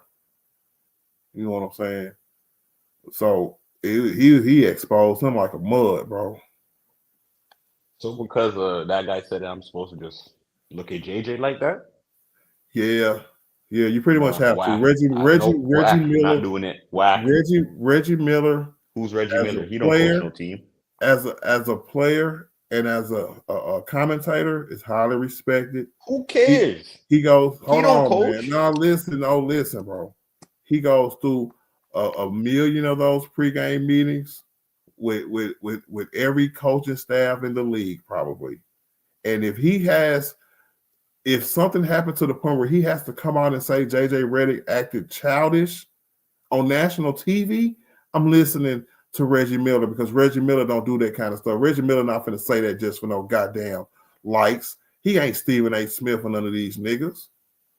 I know that. Because I just told you. And I wouldn't lie to you. He could just be beefing with JJ. He might just have beef. He don't, though. Not at I all. know that. He not at all. Because for what? They never played in the same time frame. They never talked about each other. On TV. So, as far as I know, because this is not the first game where Reggie Miller had to call a game. He called every TNT game on national television. Why is it the first time he came Lakers had the Lakers had the most national televised games on TNT this year. So I know he didn't. So if he had beef with him, he was cool all the way up until that pregame meeting. No, something happened in that pregame meeting that made Reggie Miller do that, bro. Could have been a last straw thing. Maybe you don't like him. Maybe not. Heard anybody else say that? Okay. Now, if he was acting snobby and childish, why would Reggie Miller like him? What happened? If he was acting childish and snobby, why would Reggie Miller like him? How many other people have you heard say this about JJ? The dude, I swear to God, I'm gonna look his name up. But it's two of them. Windhorst and the dude. They both on TV. No, Reggie How Miller. he was acting childish, George? What'd he do? What he do? The way he was acting in the pregame meeting when they asked him about the question dude asked about, did he really think it was a smart decision to play only the 5 guys for the whole half? Talking about the series, different decisions that he was thinking. What's you're thinking about during the season? During the series, you know what I'm saying? And they say he was very standoffish and childish. You know what I'm saying? I've seen experienced championship coaches walk out of press conferences. And I guarantee you heard about what happened in them too, right? What you mean? Because we were sitting right there. Like, when I pose a question during the game, y'all, or I have questions during certain games, and I hear the reporter, you know what I'm saying, ask kind of the same vein questions, Like it was definitely going to be asked why Jackson Hayes ain't playing. It definitely was going to be asked, did you think it was smart to play 5 guys for a whole half in a playoff series where you know what I'm saying, you need this game? If it doesn't work, you goddamn right they're going to ask you that question. Now, how they ask you is one way, but if a nigga could phrase a question to the point where it's not disrespectful, he's not questioning your coaching ability, he's asking simply why. If you can't handle that kind of question, that means there's something wrong, bro. And big facts, critical thinking. Reggie Miller is solid. If he said it, take it to the bank. I'm not playing, bro. For real, Reggie Miller wouldn't come out here and just say this for no reason. I'm definitely putting some credit on that, bro. All right, bro. I'm not judging my our team's head coach because of Reggie Miller said it. I'm judging him off of his actions. So you Could have think been frustrated in the moment. Because of in the moment that one time we seen him act away, we're going to judge him for his whole coaching career. So we're going to come into next season with a prejudice saying he's if I feel like it cost us the series, yeah. And I definitely think that his decision making cost us the series. And as soon as he got called on it, he started crying like a little girl. That's your opinion on it. That's not mine. The last part is my opinion. The first part is facts. No, that's your opinion on it. The first part too. Now, what his coaching cost us this series. Our players helped with that a lot too, right? Yeah, because what do you do when you change your whole lot, right? Hey, not a lot. They did what they could do when the coach changed his whole play style. Man, stop it. All right, they did. You heard Brian. So we did what we could, bro. And don't ask me about no center. Not everybody did what they could. And and don't ask me about no center because the last nigga asked about a center got traded. That was the greatest deflection Brian ever did in an interview in his life. and Brian done had some bangers, nigga. That was a good one. I ain't gonna lie. That was a straight banger, bro, because that's the same kind of tone question. You see how he asked him that, right? That was under the same kind of tone that the dude asked JJ the question. But JJ is a psycho now, I guess. So he's mad but Brian answered that question perfectly. What was JJ supposed to say? You seen what they did to the last guy? Oh, no. You take full responsibility because you're the head coach. You game plan for a whole week and your game plan is not working. You take responsibility for that. You look back in hindsight. You use your hindsight as a good head coach and say, you know what? Maybe playing 5 guys for a whole half, you know what? I thought that gave me the best chance to win. I was wrong. You know what I'm saying? This series, my first series, I'm learning. It's all about adjustments. I'm finna go back and go make me some adjustments. You say that. I just want him to scream from you don't say a rookie. He's not doing that. You don't go off on reporters because they're not asking the questions that you ain't, you know what I'm saying, that you feel like you getting caught up right now. That's what it is. You getting caught up. They asking the right questions to get under your skin and you falling for it. I need a better coach than that. It's weirdos like Reggie Miller, bro. Nah, bro. Reggie Miller's solid, bro. He said, how do you feel about LeBron getting a grade 2 MCL sprain? Yeah, it was game 5. So that's what it was game 5. It was earlier in the season, in the series. I think more of it, but I feel like that was a little bit of a dirty play. I know it's the playoffs and it's physical, you know what I'm saying, but they was kind of trying to, you know what I'm saying, hit Brian on every kind of pick. They used to run picks at him. I think they call them non-actions, where it's almost like a back pick that don't mean nothing, but you're just supposed to occupy people. They'll run right into him and try to, you know what I'm saying, hit him as soon as he run. I've seen it a few times. Just not like the last one where they laid him out, bro. So I think that was a little BS, but I feel like sometimes you got to take it from the man. If you're the man, you want to be the man, you got to take it from the man. So it's hard for me to be mad about it when I've been seeing Brian take it from niggas for 20 years. So even if Brian, I told y'all a few years ago, man, even if Brian don't win no more titles, bro, I'm still fine. You know what I'm saying? Niggas want him to quit because of personal reasons. When you want Brian to win another title or retire, you know what I'm saying? As soon as you're not able to win titles no more, retire. To me, that's a little selfish.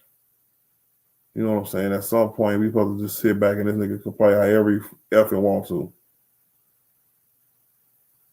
You know what I'm saying? I think I heard Gilbert say this one time. He said he deserved to be one of them niggas who go down 5, 4 points, 3 points, 2 points. So, you know what I'm saying? And walk out the door whenever you want to. Shoot. Now, whether or not we get a farewell tour, it's gonna depend, bro. If Brian think the media did him so dirty, he'll retire in mid off season and piss them off because they wouldn't have nobody to talk about for a whole year. All them eyes, all them views from his last year will be out the window. But that'll piss a lot of fans off. I think it'll be more so than the ones who be understanding. I'll be understanding. I think I'll be in the both category. I'll be mad, but I'll be understanding at the same time. Damn. But it'll be a big fat F you to the media. So I ain't never mad at that. Hey, Art, nigga, holla at y'all, nigga. I get up in the morning for work, yeah. Well, Yeah, it is morning. It is morning. I agree with you, man. I'm finna shut it down right there at 2-2, man. Dolph, I appreciate you, my G, man. Real one as usual. I get at y'all niggas more. Yes, sir. Michael Martin, appreciate you coming up today, man. Yeah, my nigga D. Bonner came through today, man. Everybody in the chat, everybody who hit that like button, double tap the screen on your way out. You know what I'm saying? More streams coming, probably Monday. Yiddity. Yes, sir. All right, Marlon, cuz. Shout out to the artillery gang, cuz. Y'all have a good one, cuz. Yes, sir. Peace out. What's good, Dirty? In transition, Wade finds James! Grab that, put it under your Chris Brown. James, he hits, fire! Oh, what a block from James! 3 seconds to go. Throws up the floater. Oh, Marsh! Good night! Brown, he turns the corner and just bullets in a power. Now it's a 3. Make somebody else beat you.